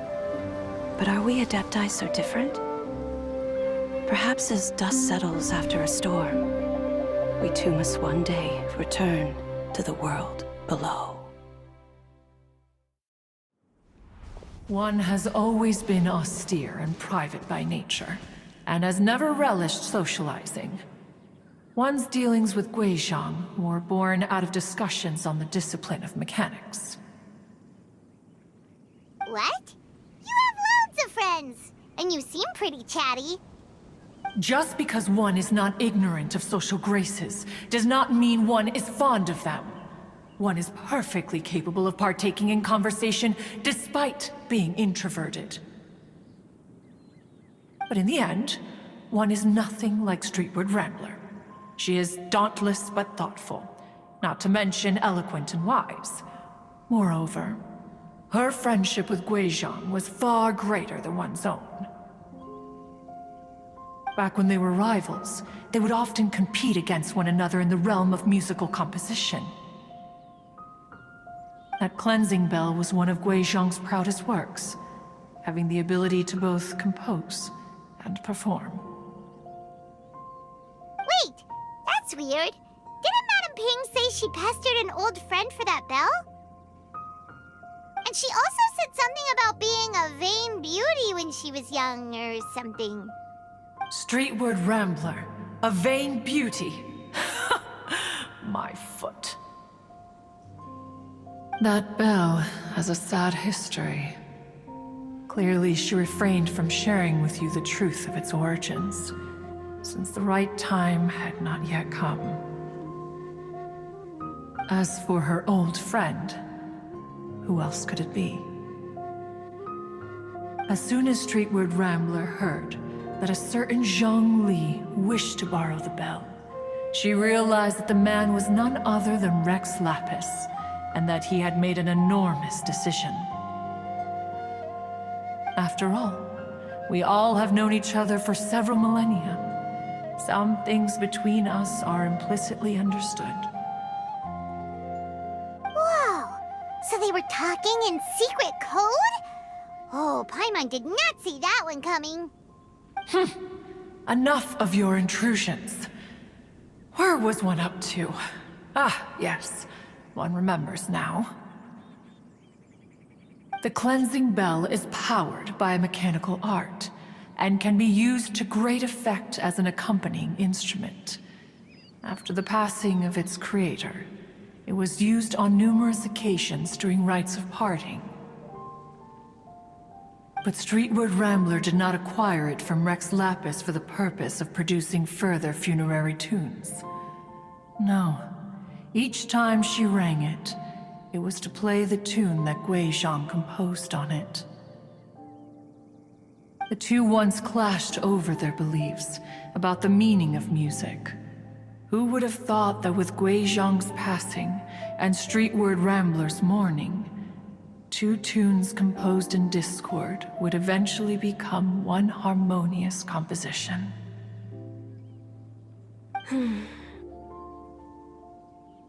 Once upon a time, Streetwood Rambler also loved gatherings, liquor, and music. But after Guizhong passed, she preferred her own company. She could often be found sitting alone at a mountain summit, contemplating and reminiscing with her zither. The music would go from mournful to soothing to impassioned. Many years passed before she finally composed a melody to her satisfaction.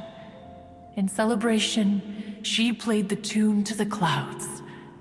Regrettably, one has only ever heard her play that tune once. Which brings one back to the matter you've been investigating. Perhaps it was during that performance that the ancestor of your Fontaine friend fell into the water and was saved by Streetwood Rambler. But if she was so happy with the melody, why would she only play it once? One was also greatly perplexed by this. After suppressing one's curiosity for a long while, one finally approached her and asked why she would retire the tune after having spent so long on it. In response, she said, "Though the strings that played that melody survive, the one who inspired it is gone. Tell me, Cloud Retainer, when the one attuned to my soul is no longer here, who else could hope to understand this tune?" Aw, poor Madam Ping. I just remember being taken care of by you when I was young. Once the Archon War came to an end, I stayed behind in Liyue Harbor to honor my contract. Although I met Guizhong a few times, I never knew anything of this particular story. Guizhong was quite the visionary, but tragically passed before her time. Her manuscripts still lie unfinished in the realm of clouds. Blank pages give one cause for contemplation on what might have been. Had you not decided to search for that mystery Adeptus, perhaps these stories, too, would have been lost to the sands of time. As of now, you know the truth. That the Adeptus who rescued the drowning man was none other than Streetwood Rambler. Do you intend to discuss this with her?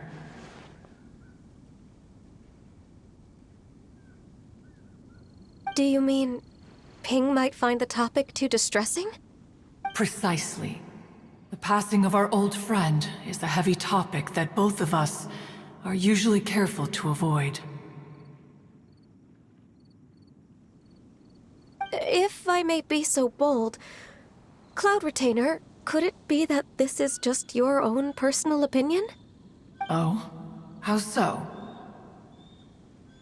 I've been in Liyue Harbor for quite a long time now, and I've witnessed many farewells along the way, so I too am well acquainted with the pain of the passing of a loved one. But this doesn't bring the city or its people to a standstill. They have to keep moving forward. Someone as perceptive and wise as Ping will surely have come to understand and embrace this. Though these immortal mountains have lost an Adeptus, the harbor of mortals has gained a wise elder. No loss can ever be undone, but there is always much that can still be gained. Ping has helped countless people, and will guide many others in the years to come. And all to whom she extends a helping hand become her friends. People she can admire flowers and discuss music with. Though it is heartbreaking to lose a kindred spirit, life goes on, because there are new friends waiting for you further down the road. We even asked Madame Ping what she thought about adding a music festival to this year's lantern rite. When we get back, why don't we just ask her if she'd like to perform? Maybe we can even get her up on stage. You youngsters and your imaginations. Why don't you come with us? It's been a long time since you last spoke with Ping, and Liyue Harbor is always decorated so beautifully during the festival period. Is not every lantern rite the same in this regard? Were there ever anything new to discuss? One in Ping could meet any day of the year. I disagree. Each new day and each new year is different from those that have come before. How long will you simply let them pass you by? The edibles she brought this time were indeed quite delectable. Very well. Then one will be off. If the other old fossils have sneaked away into the city to amuse themselves, one shall soon find out. All right. We should be getting back to the harbor as well. We don't want to keep her waiting. Once the Guili Assembly, now the Guili Plains. Say, if we planted flowers there, and cared for them carefully enough, do you think that one day we'd be able to recreate the sea of glaze lilies? Allow one to take back one's praise from a moment prior. You are still far too given to flights of fancy, child. What? Cloud Retainer? You were still listening? One observed that you were making no effort to leave, and returned to chasten and hasten you. This time, one is departing in earnest.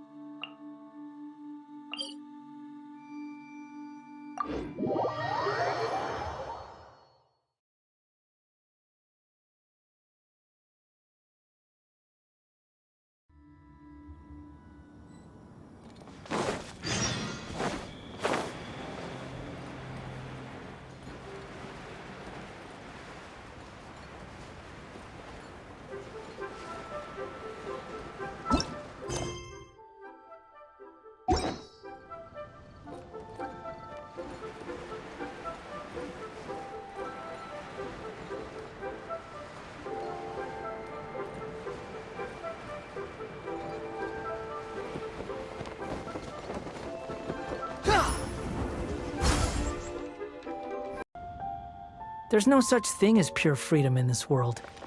Even the wind cannot blow.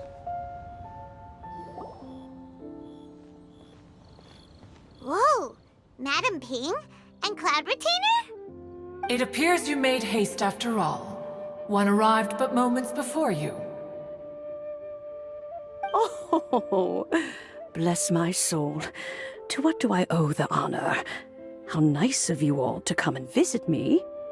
Miss Illuminated Bird, haven't you said anything yet? Said what, precisely? And why should one be tasked with saying it? 'Cause you're the one who's known Madame Ping the longest.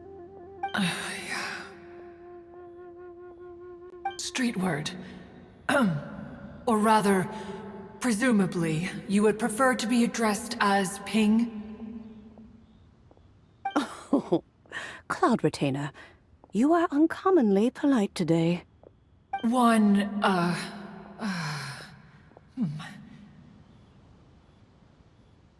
Given that Lantern Rite is almost upon us, the weather in the city is most pleasant, and a sweet floral fragrance lingers in the air.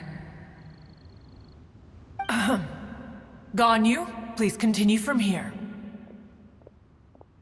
Huh? All right. So, this all started because we were trying to help Mr. Dvorak find the Adeptus who saved his ancestor's life.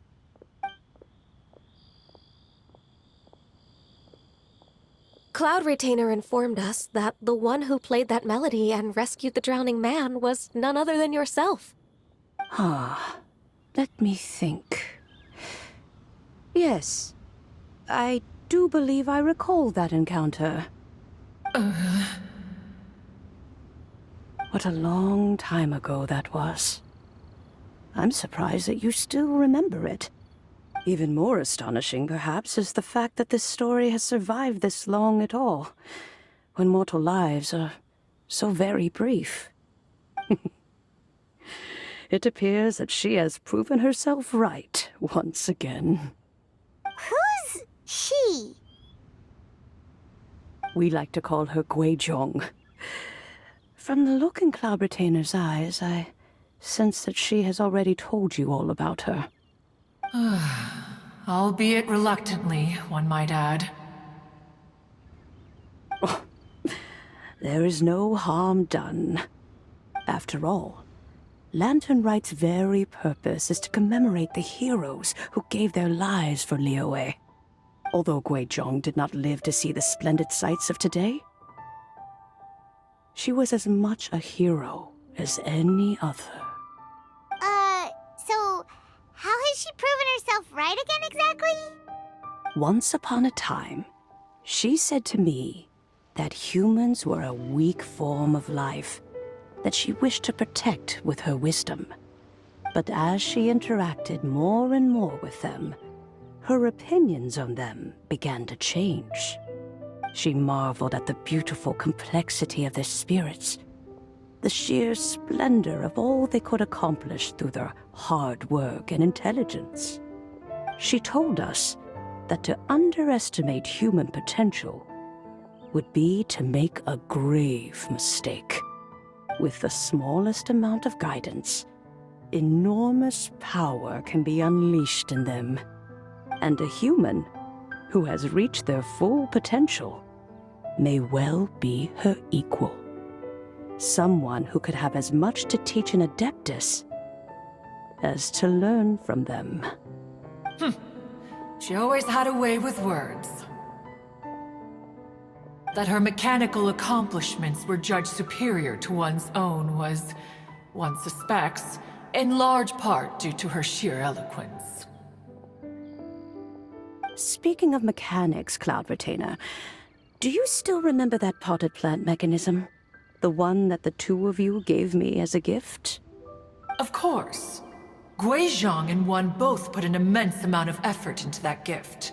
It would be no overstatement to call it a testament to each of our individual technical genius.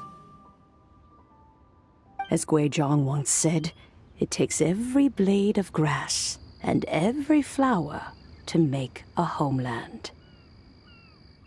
When I see the sight of Liyue Harbor before us today, I am reminded of this. Madame Ping looks very emotional right now.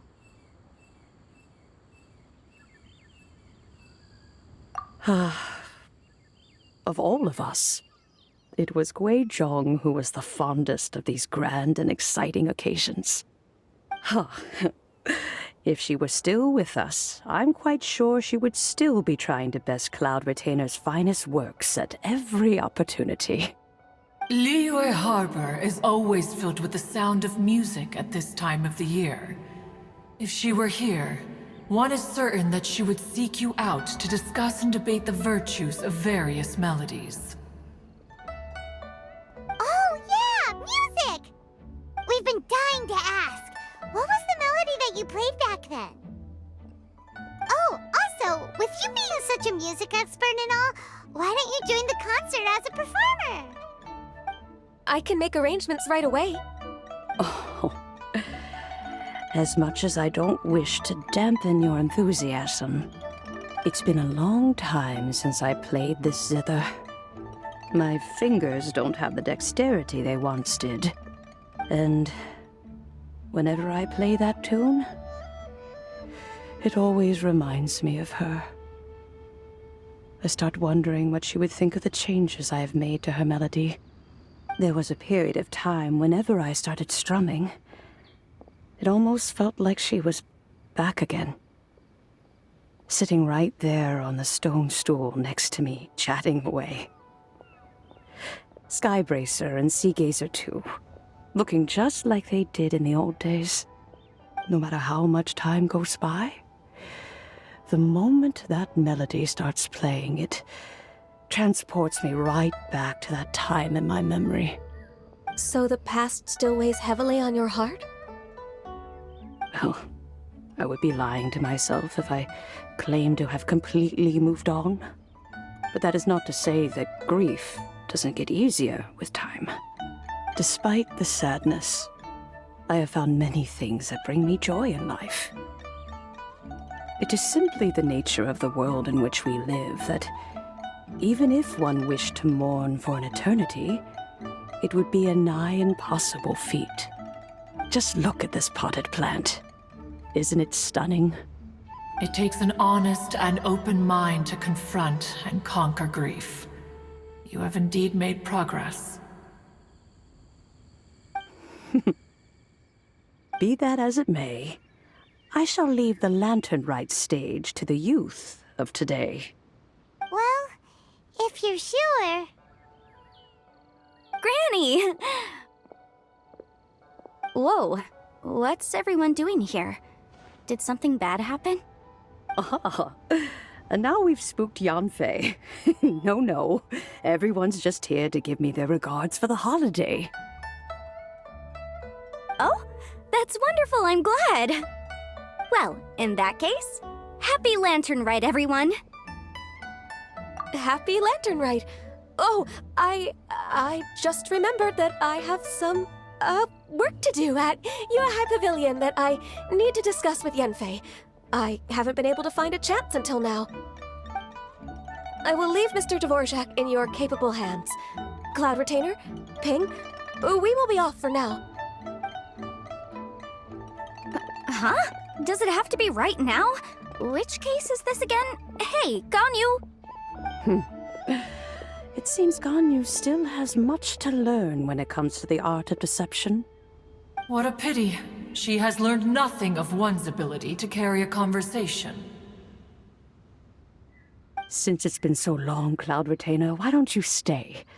I'll make a cup of tea and we can chat a while. Gladly. This was one's intention as well. When you next see the Fontaine musician, please give him my regards. I'd like to wish him the very best with the concert. You got it, Madam Ping. Thank you all. I think you've listened to enough of my nattering for one day. As for that melody, I will play it for you all another time. Goodness knows I need to practice it first. Wow, that'd be great! We'll look forward to it. When that time comes, wherever her spirit may be among the countless grains of sand and specks of dust between the harbor and the mountains, perhaps she will look at the Liyue of today and steal a smile when she sees the prosperous land that it has become. All right, let's go tell Mr. Dvorak the news.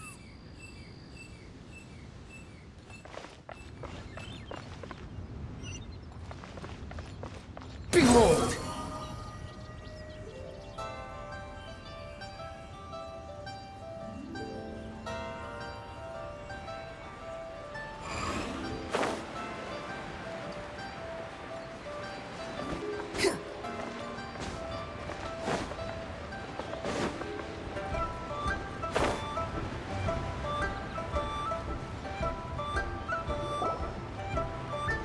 Mr. Dvorak!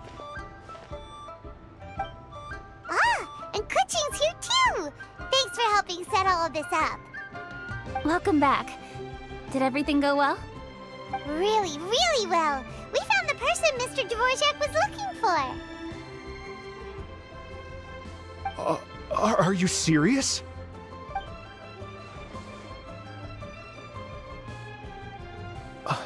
I see. So the melody my ancestor heard was an adeptus remembering her late friend? That certainly explains why it was such a powerful and poignant tune. Huh. That's a really interesting first reaction. Guess that comes with having a musical mind. I have to say, though, it's hard to believe that the fairy from the tale is now an elderly granny. Oh, Paimon knows exactly what you mean. Normally, Adepti don't age at all. But Streetward Rambler, or Madame Ping as we know her, probably only became old because it's what she wanted for herself. Madame Ping possesses vast knowledge and great wisdom. Whatever physical form she may decide to take, her mind and wits are as sharp as they come. Yep, Kuching summed it up perfectly. That's exactly what Paimon was trying to say. I think... yes. I must thank her in person. That can wait until after the concert, though. For now, I need to devote all my emotional energy to the performance. Ah, speaking of, Madame Ping wishes you all the best at the music festival. Paimon has a sneaking suspicion that she'll stay in her usual spot, but listen to the performances from afar. Wait, are you serious? Huh. Oh no, now I'm starting to get nervous. Okay, alright. Nope, another rehearsal is in order. Please excuse me, everyone. Mr. Dvorak? He's already gone. Paimon wasn't even finished telling him everything. Before we set off on our search with Ganyu, he asked us about what music means to people. After our recent adventure, Paimon thinks we have a lot more to say about that now. Please, share your insights with me. Well, we found out that music can be used for good, but also for bad. It can make people happy and moved, but it can also be sad and bittersweet. And music is like a kind of memory written in people's hearts. It can put you in touch with feelings from a totally different time and place. It sounds like you had an eventful trip. Don't worry, I'm sure Ganyu will fill me in on all the details shortly. Wait, does that mean you're gonna carry on working? Mm-hmm. Just a few things to wrap up. All the groundwork is done. As long as everyone enjoys the festival activities, all our efforts are worthwhile. Happy Lantern Rite to you as well. Whew. That should be everything taken care of, right? Oh, no, wait. Paimon feels like she's forgetting something. What was it? Oh, it feels like it was a while ago. Shoot! Latent... Wait, no. Zhang-Li said he wasn't in a hurry, so if we went now, there's probably still time, right? Anyway, even if we don't make it, it's not our fault. He could have totally picked him by himself. Ugh. Anyway, let's go check with him at Wangsheng Funeral Parlor.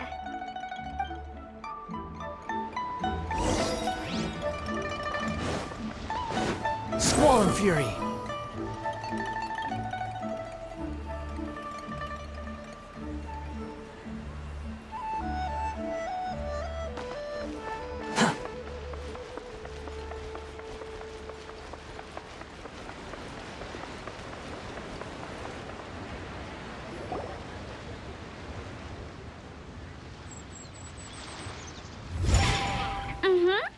Da-da, da-da, da-da-da-da-da. Da-da-da. Oh! All right, let's take a break here. Oh wow, look who it is! Are you here to hang out with everyone's favorite funeral director? So you just casually practicing your rapping skills at the entrance to your funeral parlor? In broad daylight? Okay.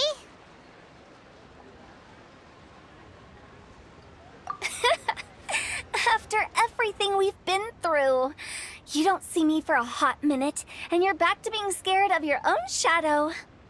We have all this open space, a clear view of the mountains behind and the sea in front. Not to mention we have several invisible audience members enthusiastically cheering us on. It's the perfect spot to rehearse. Invisible audience members? Gotta say, it took me a few days to get used to Director Who's way of talking. Xinyan was pretty spooked too when she first got here. Just like when she sees a frog, but a giant frog with sharp teeth. Come on, knock it off. What's wrong? I've never seen someone look so confused before. Well, don't worry, because Director Who's here to explain it all. There once was a Fontaine musician who went around town on a mission. He came door to door for his iridescence tour, looking for acts to audition. With my words, Xinyan's chords, and Yunjin as our mentor, we'll take the stage by storm with flames roaring and the whole audience calling for more. For sure! The whole dance floor will be yelling encore! Encore! Oh, now Paimon's rhyming along. But when you say flames roaring, are you sure this'll be safe? No, don't you worry about that. I'm pretty experienced on the stage, and I've already informed the Yuhong of all the pyrotechnics we're planning on using. Huh. Guess we'll just have to trust Xinyan on this one. Oh, Zhongli. He took one of those fancy meal boxes and set off for the mountains. Said he wanted to pay a visit to some old friends. It's a real pity that he couldn't be around for this. As well as being a true connoisseur of traditional art forms, he's able to appreciate Xinyan's performances too. Yeah, that's right. Matter of fact, he was the one who first invited me to perform here. To tell the truth, though, I never thought I'd really find myself rehearsing here one day. Well, now you know. The Wangsheng Funeral Parlor is a great location. All of you are always welcome to come and hang out here, especially if you're in the mood to try something new. I can speak to that. Hu Tao is always full of fun surprises. And jump scares. Actually, Xinyan, I have some lyric ideas for your part. Do you want to go through them together? Oh, sure thing. I'm all ears. Oh, Traveler and Paimon, I believe Zhongli was heading to Mount Hulao, so make sure you're hiking up the right hill. When you see Zhongli, please pass on this message to him. It's up to him whether he wants to support us at the performance tonight, but I expect him to make time for the upcoming banquet we're planning. No excuses. You should join us too. It'll be a riot. If there's one thing I've learned from being a funeral director, it's how to throw a party.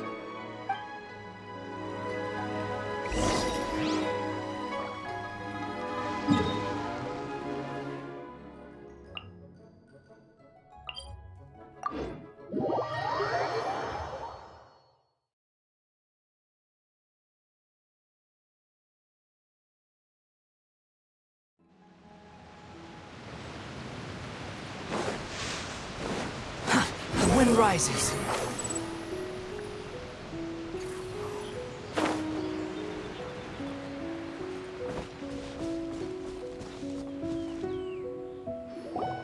Paimon sees them! It's illuminated deer! And illuminated bird number 2! A familiar face. Have you come from Liyue Harbor? How is the city nowadays? Everything's great! But you know, if you're so curious, you can always go and check it out for yourself. In fact, Mooncarver has been taking many walks on Mount Tianheng in recent times. I believe the sights of the city are quite familiar to him. Zhongli! Here you are! We've brought the bamboo shoots you wanted. Impeccable timing.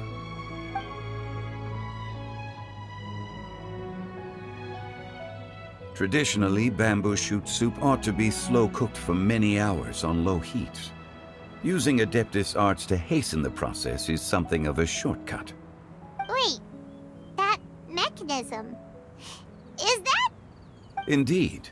Cloud Retainer kindly lent me her supreme cuisine machine. Can we not just call it a cooking machine? Actually, never mind. She seems to take a lot of pride in her mechanical gizmos, so it's probably best if Paimon doesn't go changing the name willy-nilly. I trust that you found the answers you were seeking during your recent journey? Excellent. The past should be remembered, but not overly dwelt upon. Our journey should be seen as a means to take on more from the world around us. When the bamboo shoot soup is ready, I must insist that you try some for yourself. Oh, Zhongli! Hu Tao told us to tell you something. She said, it's up to him whether he wants to support us at the performance tonight, but I expect him to make time for the upcoming banquet we're planning. No excuses! When she says performance, she must mean the Lantern Rite Music Festival. As for the banquet, she didn't tell us anything more about that, but she invited us to come as well. As you can see, I have a prior engagement with 2 Adepti friends of mine tonight. Please, give Director Hu my best wishes for the performance. As for the banquet, since the Director insists, far be it from a mere consultant like myself to refuse. Yay! Then we'll see you there? Absolutely. Rex Lapis, the bamboo shoot soup is ready. Thank you. I will examine it right away. The appearance is exquisite, and the aroma rich and intense. The craftsmanship of this machine is commendable indeed. Since you came all this way, you should not leave empty-handed. Please, take some soup. It tastes most exquisite while still warm.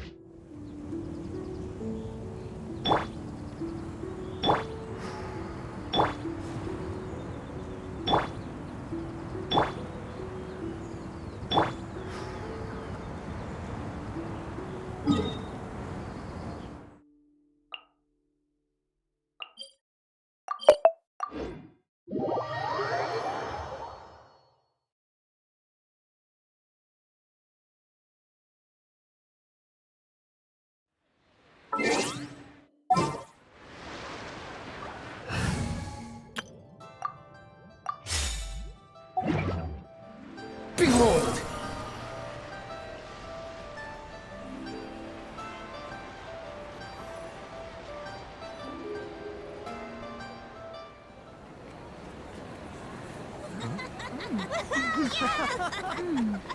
I'm honored to be here on the Iridescence Tour stage. All right, without further ado, I'm Xinyan, this is Hu Tao, and this is a little something called...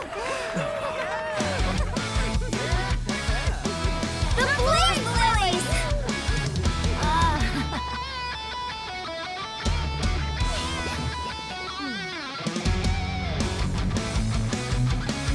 I'm up here blazing trails through the midnight sky, lighting up the world below.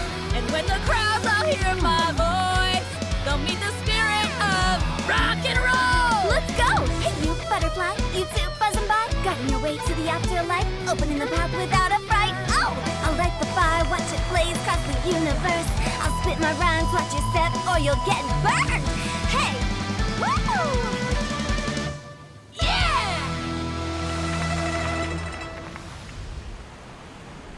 Does anyone have any plans tomorrow? With another year behind us, I think we deserve a celebration of our own. My treat. Interested? The Tianquan footing the bill? I can't miss out on that.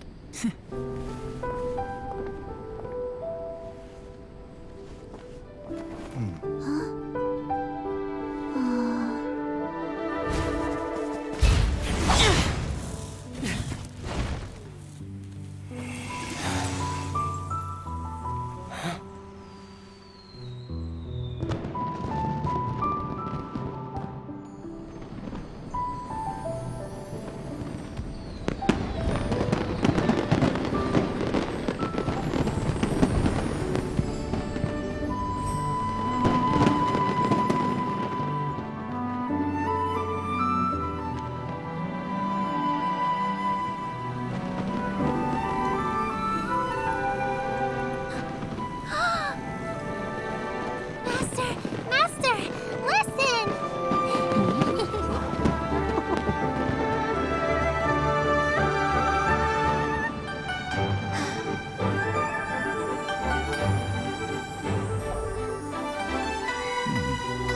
May the year ahead be a blessed one.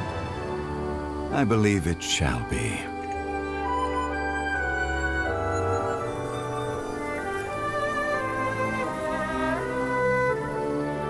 Master, the Xiao lanterns,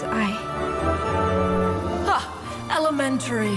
One shall fashion for you a Xiao lantern the likes of which the world has never seen. And you must take it to Liyue Harbor to display its magnificence for all.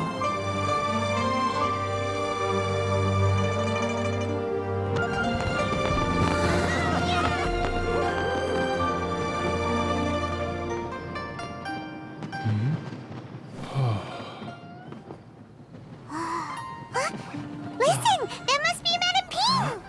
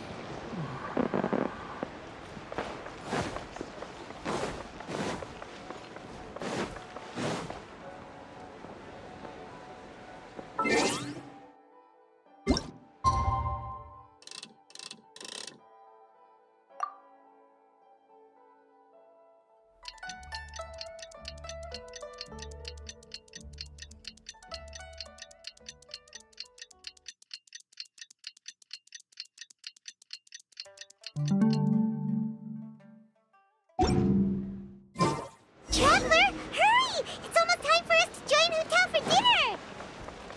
Ooh, and we'll be meeting at Shinue Kiosk.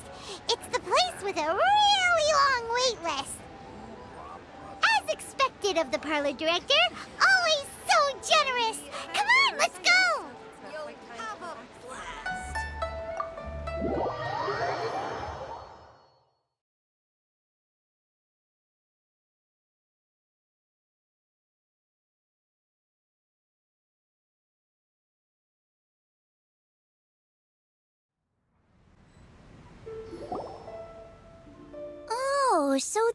how it is. Thanks for the suggestions, Mr. Zhongli. I have them all noted down. I've long heard that your knowledge encompasses all things old and new, Mr. Zhongli, but I never knew that you were well versed in the art of cooking, too. It is truly an honor to make your acquaintance. No need for formalities. I too feel humbled to be in the company of such talented young people. There are many things I could learn from you. Oh, you flatter us. If it's possible, may I trouble you to provide a few words of guidance for my practices in exorcism? Exorcism? I can't say I'm an expert in the field, but if you don't mind, we could start by discussing... Whoa, there's so many people here. All we knew was that Hu Tao invited Zhongli over. Paimon never thought we'd be meeting so many old friends. Happy Lantern Rite, everyone!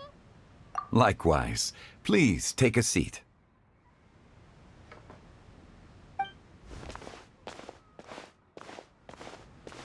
Happy Lantern Rite! Are you having fun? Me too. I've seen Xinyan perform before, but this is the first time I've watched something like this.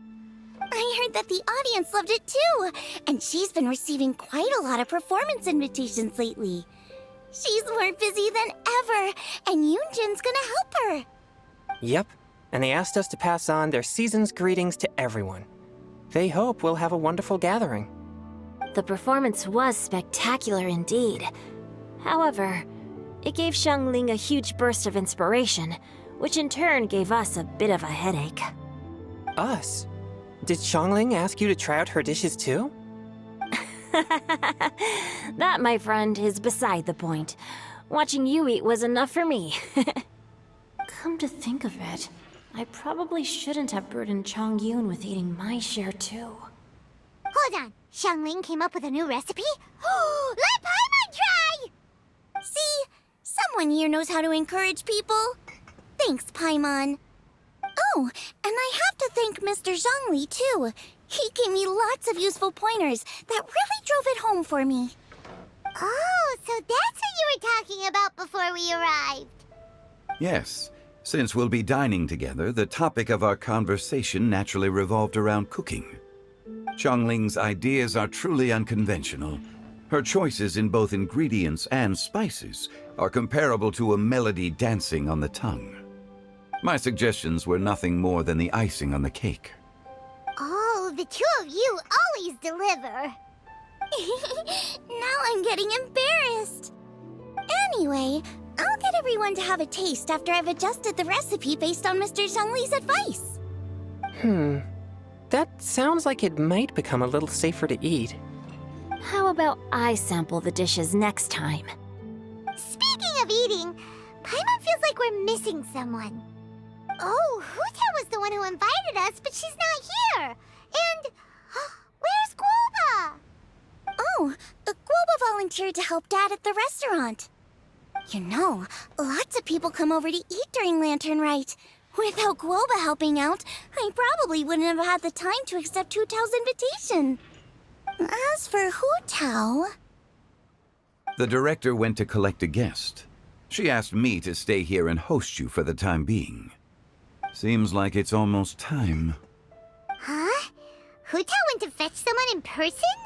Oh, that must mean they are super important. Could it be... Kuching? Ningguang? Or Captain Beidou? She didn't clarify. And as her subordinate, I couldn't just pry into the details, could I?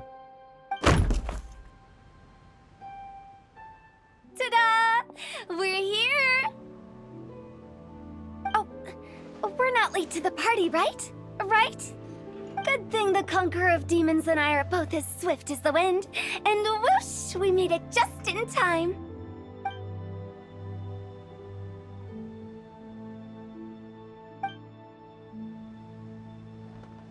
Oh. I see. So the important guest is the Conqueror of Demons. I've been looking forward to meeting you. The director didn't mention anything when she invited us. What a pleasant surprise. Gathered here with us tonight are not only young and accomplished individuals, but also the protector of Leo's peace, Adeptus Alatus. To convene here with all of you is indeed a great honor.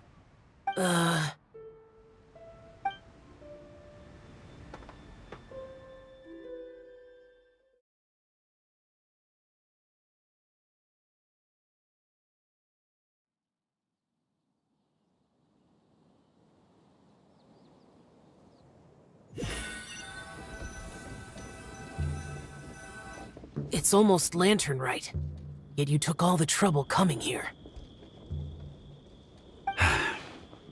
The director has a way of making it difficult to decline. Rex Lapis, may I ask what troubles you? The director asked me to buy sesame oil in preparation for the celebrations. Huh. Then why would you come all the way to Wangshu Inn? I had a pleasant chat with Chef Yenshao and received some spices from him. And, see? Here's some matsutake and a portion of ham. What about the sesame oil? It's a shame. I couldn't find the kind the director was looking for.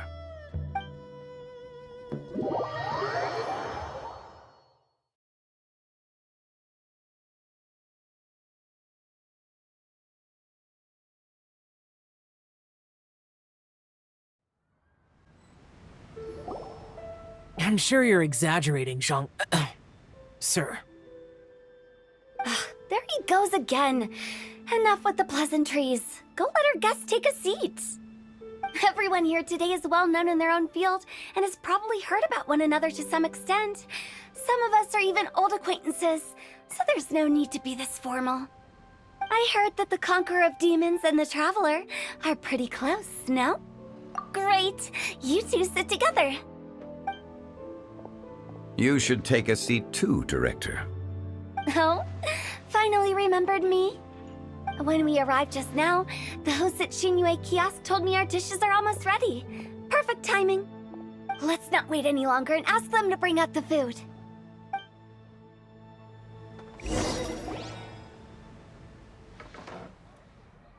Paimon would have never guessed the person who Tao went to fetch was Xiao. Oh, that's also the first I've heard of the Traveler and Paimon being friends with the Conqueror of Demons. You know Xiao Chu? Knowing is a bit of an overstatement. I've always looked up to him. You might not know this, Paimon, but we exorcists have worked in close collaboration with the Conqueror of Demons for many generations, dispelling evil together, both in the open and from the shadows. Hard to imagine that thanks to Hu Tao, I've finally gotten the chance to meet him. Conqueror of Demons, I'm honored to make your acquaintance. Likewise. It is a great honor indeed to have a chance to meet the legendary Conqueror of Demons. Changyun has brought that name up quite a few times in the past. I remember you mentioning wanting him to understand the importance of exorcists. We know each other too. He helped try my dishes during the Masterful Chef's cook-off. I didn't think we'd have the chance to meet again. Happy Lantern Rite! No anecdote, however, compares to meeting you in person. I'm Xingqiu, Shangling and Changyun's friend. The pleasure is all mine. Whoa, everyone's getting all formal and polite all of a sudden. Paimon doesn't know what she should say anymore. Adeptus Xiao, mighty Conqueror of Demons, please accept Paimon's greetings too. Belated Happy Lantern Rite. Paimon tried very hard to look for a fancy word, okay? Don't be too harsh on Paimon! There's no need to be so polite. You're right. This was meant to be a nice little get-together between friends after all. Too much formality kills the atmosphere. I didn't plan this gathering only for everyone to walk on eggshells. Hiya. What's your true intention, then? A little get-together between friends, sipping the finest tea and watching lanterns float into the sky.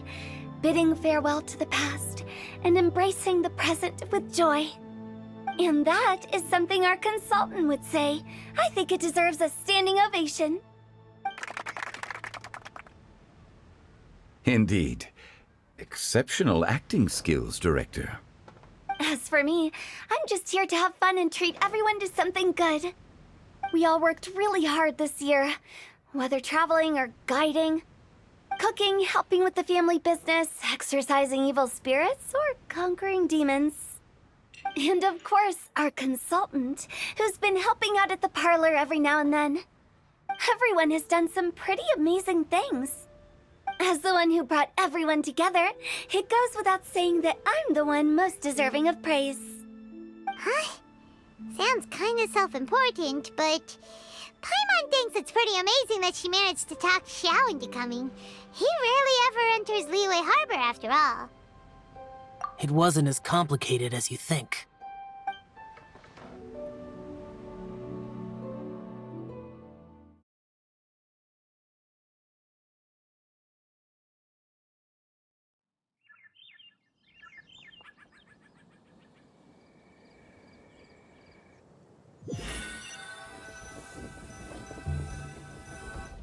Okay, gotcha.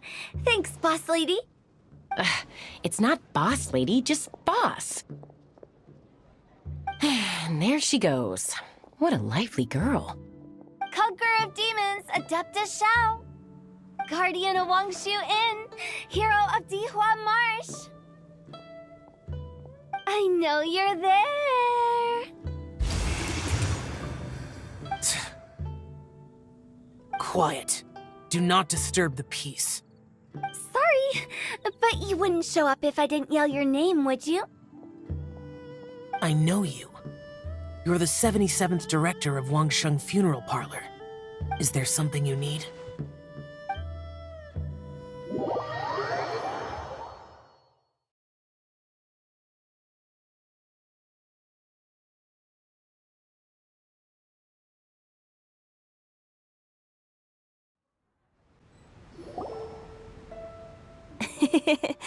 That does sound like one of Hu Tao's antics. Did the Conqueror of Demons agree to come so that Hu Tao would stop pestering him? There might be other reasons. Smart guess. Huh? There's more to it? It gets pretty boring from here on. I talked about the funeral parlor's past relationships with the Guardian Yakshas. You know, just to be sociable. In the time of the Archon War, disputes were frequent, and disaster overtook the land. Humans couldn't escape from the torment of the plague, nor could they escape death. The Adepti vanquished the demons, the Millelith fought valiantly, and Wangsheng Funeral Parlor was responsible for purifying the diseased and sending off the spirits of the dead. That is how the border between life and death was maintained during the war. And it effectively prevented further incidents from happening. That's right. 1 point for the consultant. But despite our deep-rooted connection, it still took me quite a while to actually convince him. You know him pretty well, huh? This matter is out of my control, so I need to be cautious. True, but I've kept that in mind too. That's why everyone here today is in one way or another acquainted with elemental power. Besides, it'll only be for a short while as we dine together. There won't be any lasting consequences. But I didn't expect there to be so many people. There's no need to worry, Conqueror of Demons. We're not feeling anything unusual so far. Our young exorcist over here is protected by his pure yang energy, so he's probably the most resilient. That's not the same. And did you just toss your carrots into my bowl? Hey, don't look away! Huh? What? I'm siding with Chongyun. I saw that too. You're lucky Guoba isn't here today. He hates seeing people being picky with their food. If he'd seen that, he'd definitely make you eat all your carrots. Huh? Guoba would do that? Is he that uncompromising? But now that I think of it, Xiangling told me that Guoba used to be the stove god. It sounds like you've heard the rumors.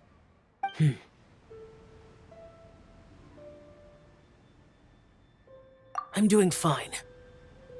Not long ago, before Lantern Rite, I met an old friend. Thanks to his help, things have been a lot more stable than before. You should know him. He's... Seeds of story, brought by the wind. And cultivated by time. Did Paima just unconsciously complete that thing? That voice.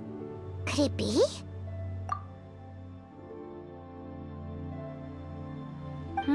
If I'm not mistaken, there's someone knocking at the door. Don't just sit there, Zhongli. Go welcome our guest in. No such need. I'm coming in.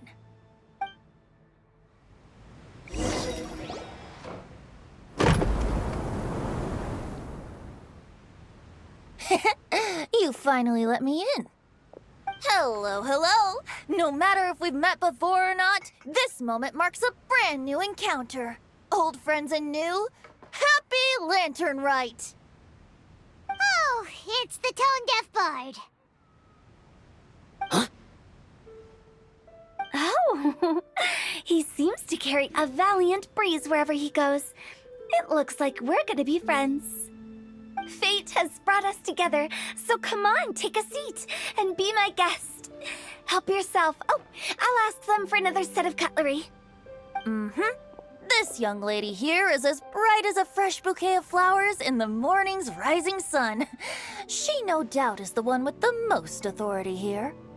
Whoa, these dishes look amazing! Is it really okay for me to join in? All right, I'm digging in! Huh, it's you. Oh, isn't this Genyu? Genyu? Yep. Now that I've taken a closer look, you're a fan of Genyu's works, aren't you? I met Xingqiu at a light novel convention. Ah, how I wish we'd met sooner. I never expected that there'd be another person in this world who could interpret Genyu's new novel as thoroughly as I could. Venti, you're being too humble. Considering your poetic talent, your fundamentals are way more impressive. Could this new guest be Master Xingqiu's friend? Yeah! Xiao, you remember me too, right? We had a chat not long ago. Yes, yes. Monsters become more active than usual as we get closer to Lantern Rite. I was patrolling Dihua Marsh a few days ago, when I happened to run into this... You've already forgotten? I'm a bard, remember? And bards go around singing wherever they like. Oh, right. And this bard was performing in Dihua Marsh. It was a moving melody, and it made me feel relaxed and at ease. I couldn't help but stay and listen. Thank you for your patronage. I understand now, too. I'm Zhongli, currently working at the Wangsheng Funeral Parlor. It's a pleasure to meet you, new friend. And I'm his boss. Oh, and if there's anything unsatisfactory, let me know anytime. That's very considerate of you. Oh? No wonder. Only a boss as savvy and reliable as you would be able to hire such an impressive consultant. Oh, you're too nice, Venti. Not to brag, but our consultant truly is impressive. His knowledge extends across the stars and the land, and there's nothing throughout history that he doesn't know. From the sophisticated way he speaks, it's hard not to suspect that he could very well be an adeptus in disguise.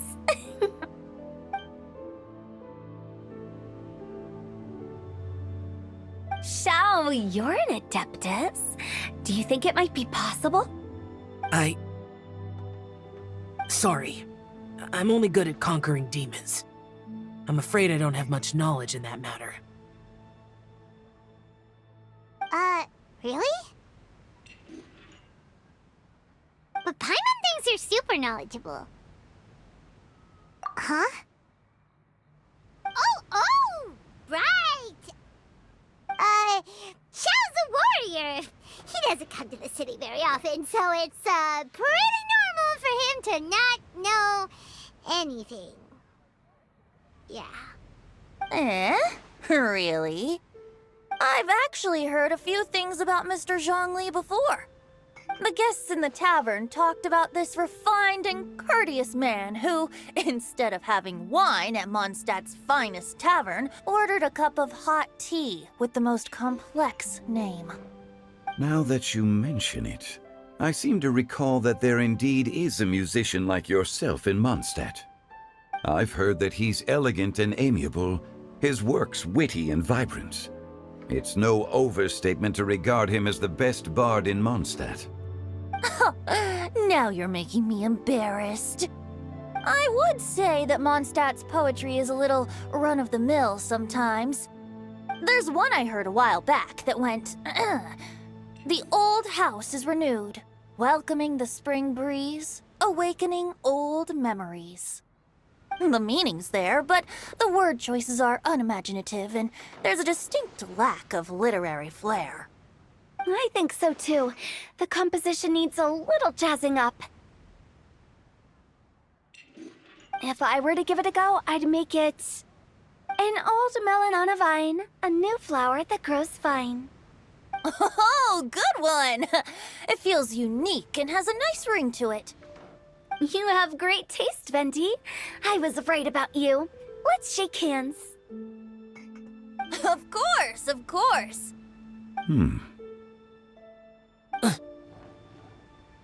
Hey, Shincho! Mind lending me a few books when we get back? Pick out some well-written ones. I don't know if it's my own lack of literary knowledge, but I couldn't tell the difference between those two. I don't think it's your fault. Chongyun's right. It's not our fault.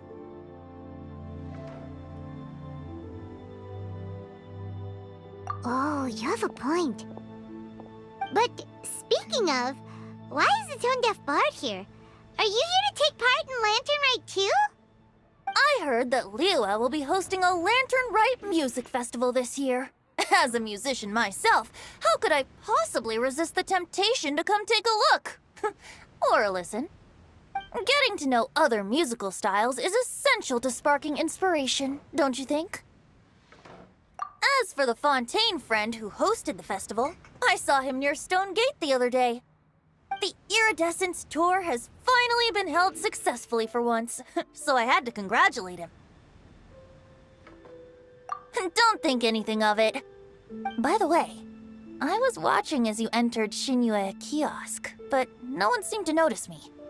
Should I say that it's because I'm an expert in hiding, or that a certain someone deliberately ignored the sound of the wind? Whenever Lantern Rite comes around, Liyue Harbor becomes bustling with activity. People are all busy watching the lanterns and strolling around the shops, and they might just go travel somewhere on a whim.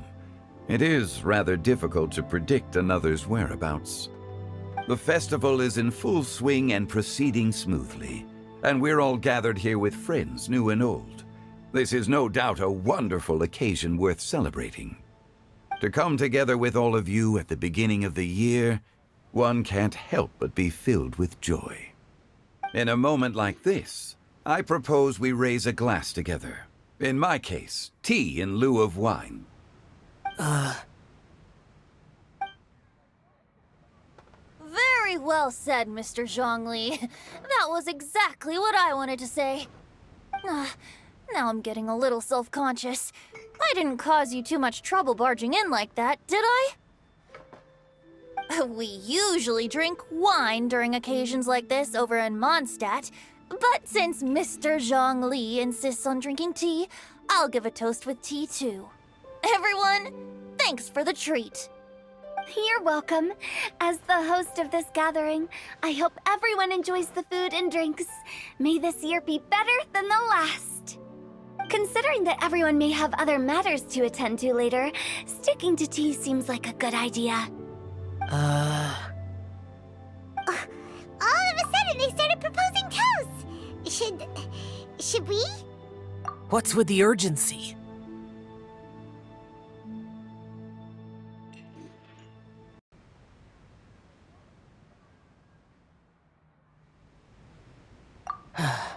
Sure. Have you two finished eating? It's always nice to have a breath of fresh air after a meal. Helps with digestion. Paimon will come too.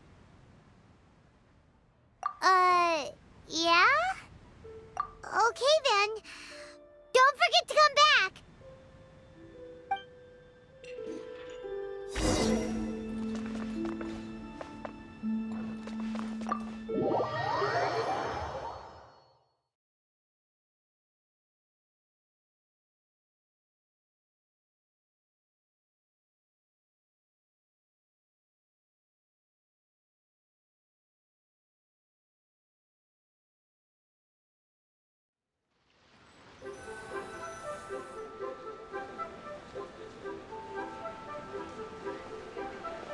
Are you all right?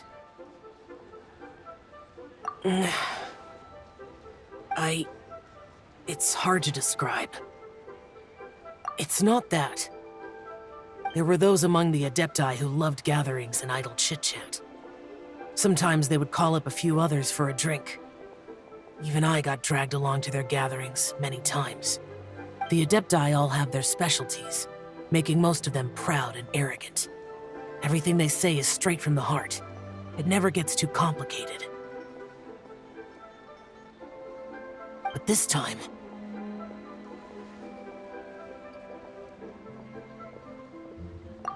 No. I didn't mean that. So you know his true identity. I'll get straight to the point then. The Animo Archon is a free spirit, and his temperament is as carefree as the music he plays on the flute. It's easy for a god like him to live in harmony with humans, and that's something I might never be able to do.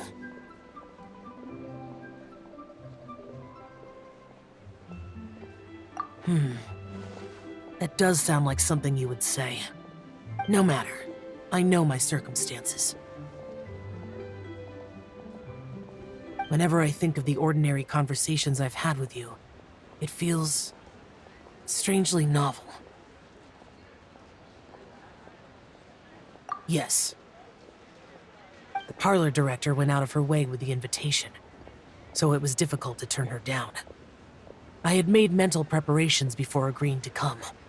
She told me that all the guests today would be acquainted with elemental power, and I knew that you would be here. But I didn't expect the other guests to be... General Capisis always said that we should live in the present and enjoy every pleasant surprise. Perhaps that's what I should do with what I'm feeling now. But I think he meant designing clothes for those around him.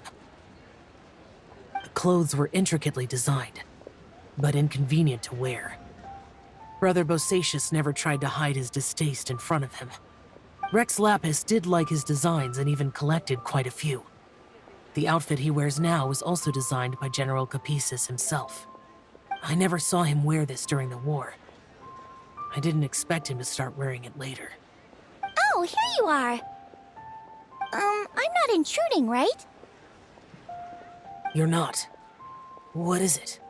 Hu Tao saw that everyone's done eating and asked the staff to bring out the desserts. Paimon got so anxious that you weren't back yet that she scarfed down her dessert without the usual slurping and munching.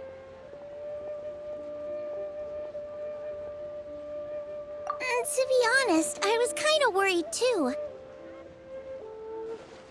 You looked a little restless just now, and I thought you weren't used to the food here and was planning to head back to Wangshu Inn for something Yanqiao made.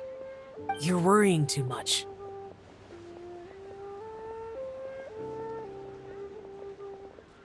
Why would I? Anyway, let's head back. Please wait! There's another reason why I came looking for you. Here, take these. I brought them for you. Almond tofu? Yup. Since the Masterful Chef's competition, you could say that Yan Xiao and I are not only competitors, but good friends as well. I visit him at Wangshu Inn sometimes to discuss our cooking. I heard him say that the esteemed guest on the roof loves nothing more than a good plate of almond tofu, so I learned a thing or two about the dish from him. I'll be honest, before Hu Tao invited everyone, she secretly came looking for me, told me about the guests she planned to invite, and asked me for some suggestions on what she should order. So I made a few servings of almond tofu for you guys in advance. Take them as a token of gratitude for your support. When I told Guoba that I was making these for you, he started eagerly running around the kitchen and helping a lot too. Thank you for the trouble. There was no need to... I'll take them. Thank you. And Guoba too. You're welcome. Oh, the almond tofu I made probably tastes and feels a little different from the type Yan Xiao cooks. Please let me know if there's any improvements I should make. Okay. That's all. Alrighty, we should head back now. We can't keep Paimon waiting.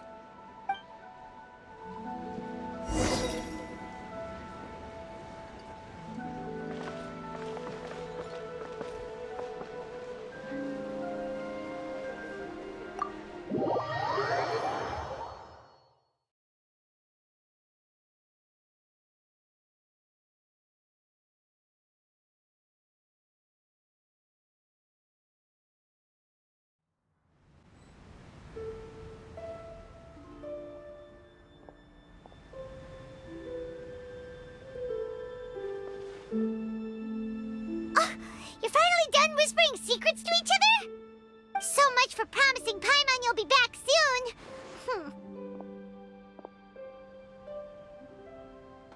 How could you say that to Paimon? In that case, besides having no sense of time, Paimon will let you know what having no sense of fullness looks like. Your dessert is all Paimon's. Sorry to keep everyone waiting. No worries, we're all just chatting here.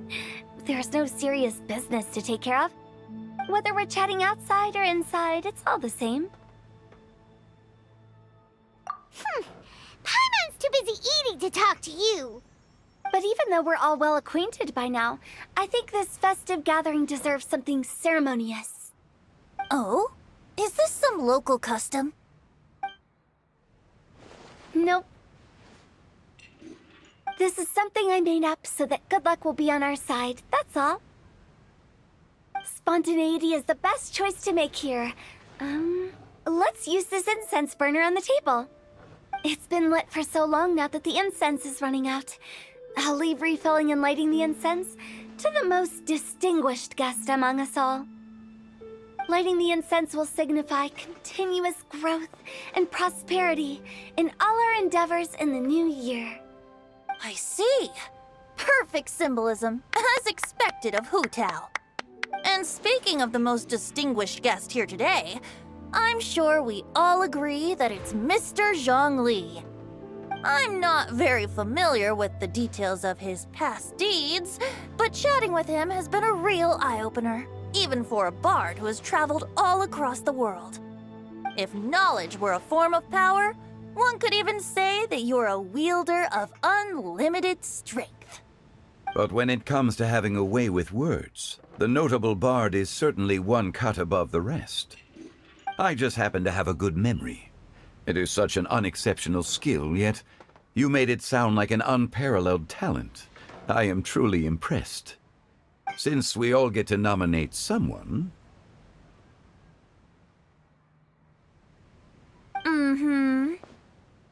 I think it's only fair that we let the parlor director light the incense.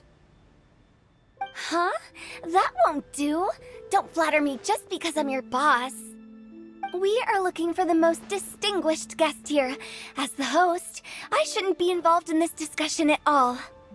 Now that we've enjoyed this table full of delicacies, how about we let our one and only chef here do the honors? Is this really the way this works? I didn't cook any of these dishes. It's not a big deal. Just look at her! Xiangling, the disciple of an adeptus, the stove god's best companion, the winner of the Masterful Chef's competition. The only heir of the famous Wanmin restaurant. A good old friend of mine. There's no better choice. Why does Paimon feel like we're back at square one again? Please stop! You're making me embarrassed! If we're looking for a distinguished guest, surely the second son of the Feiyun Commerce Guild counts. It's one of the largest commerce guilds in Liyue Harbor. Huh? Don't get me involved in this. Oh, not a bad choice. With the Commerce Guild's young master lighting the incense, we're all sure to make a huge sum of mora in the new year. That's not how it works. Making a fortune is indeed a fine wish, but it's of lesser importance than good health and happiness. Which means we should choose Chongyun, the skilled exorcist who keeps everyone's home safe from evil spirits. Huh? Now you're nominating me? I can't be the one when we have the Conqueror of Demons right here. Adeptus Xiao has the most seniority among everyone here today. We should... I refuse. I am most certainly not the most distinguished guest here. You should all be able to make the right judgment based on your observations. One person here is well acquainted with everyone else.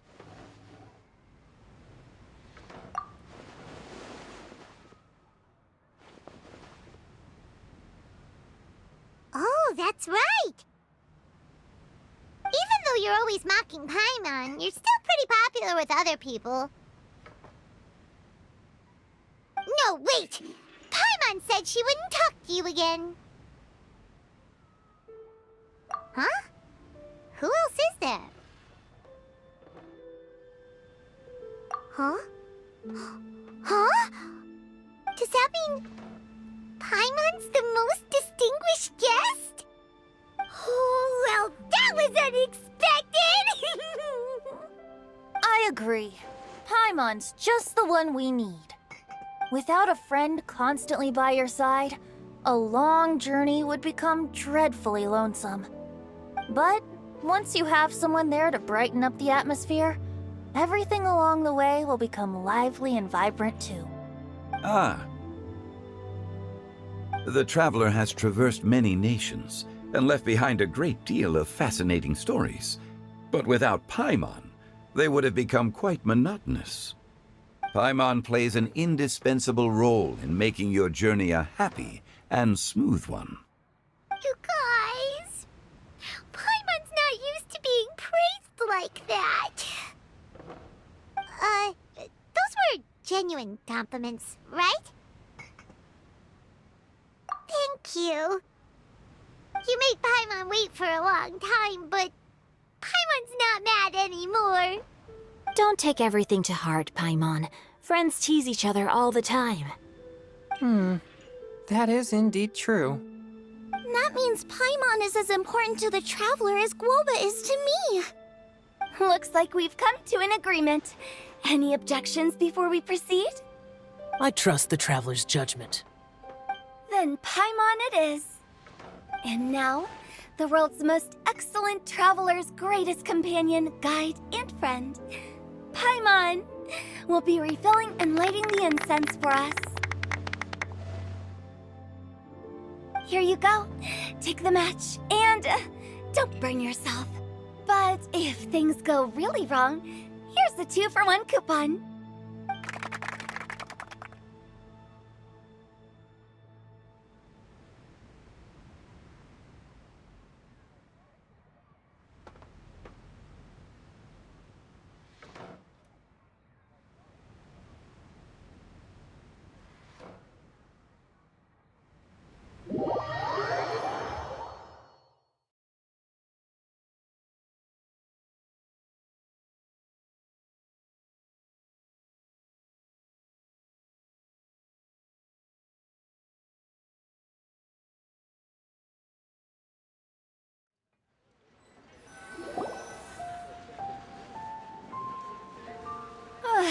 getting late.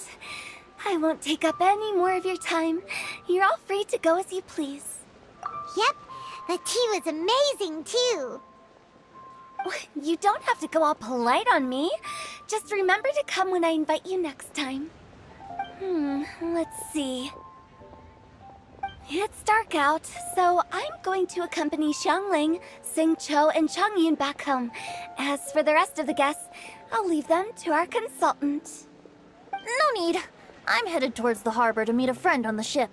There's no need to trouble one such as Mr. Zhongli. I think you know the place I'm talking about. Come meet me anytime. It was great getting to know you all. Let's meet again when the spring breeze begins to blow. Bye. Oh, we should write poetry together sometime.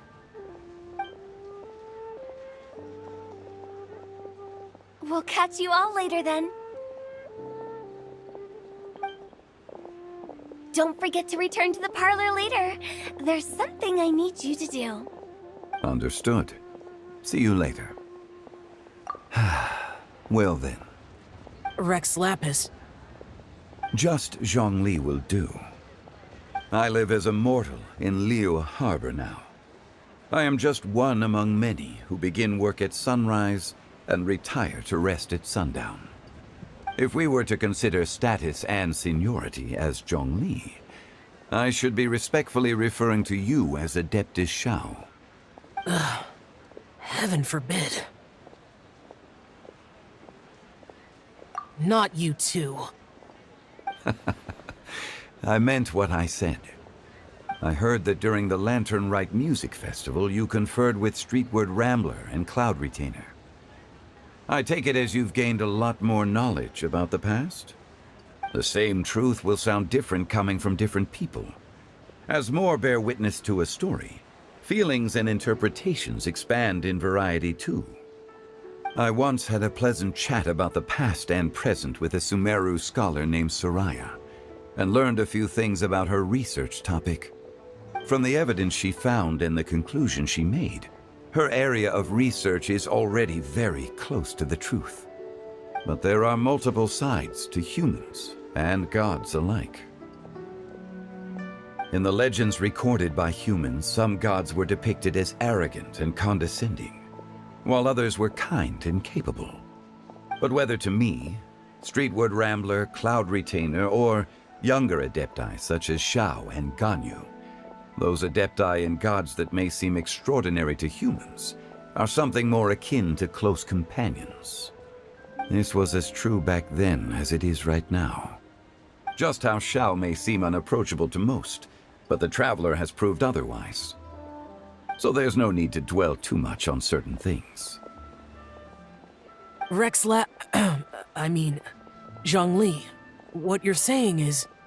It looks like you understood what I meant. Ah. The director asked me to accompany you on your return, but I don't think you'll need my protection. I'll be taking a walk around and admiring the night scenery. After that, it'll be time for me to go back and meet up with the director. Goodbye for now. Bye, Zhongli. Everyone's gone now. Paimon always feels a little empty inside when a lively celebration ends. But at least you always stay by Paimon's side. No. Paimon got it mixed up. Paimon, the best and most distinguished travel guide, will always stay by your side, Traveler. Good that you're aware of that. Xiao, is there anything else you want to do? We could take you on a tour of Liyue Harbor. No need. I've stayed here for much longer than I had expected. The city lights are a fine sight, but it's time for me to leave. The events of today occurred so abruptly. I appreciate your kindness. Okay. I'll see you next time then.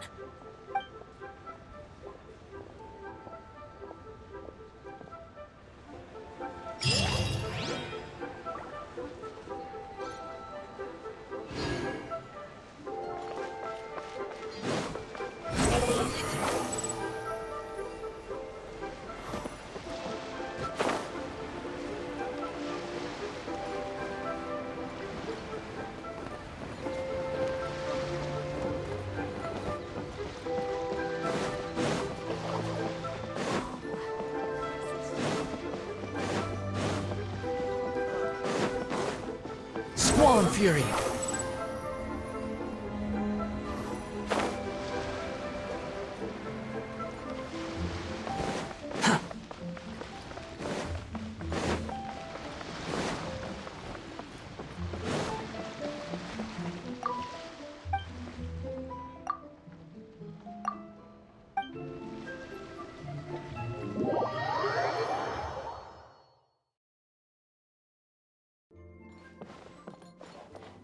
Quit following me.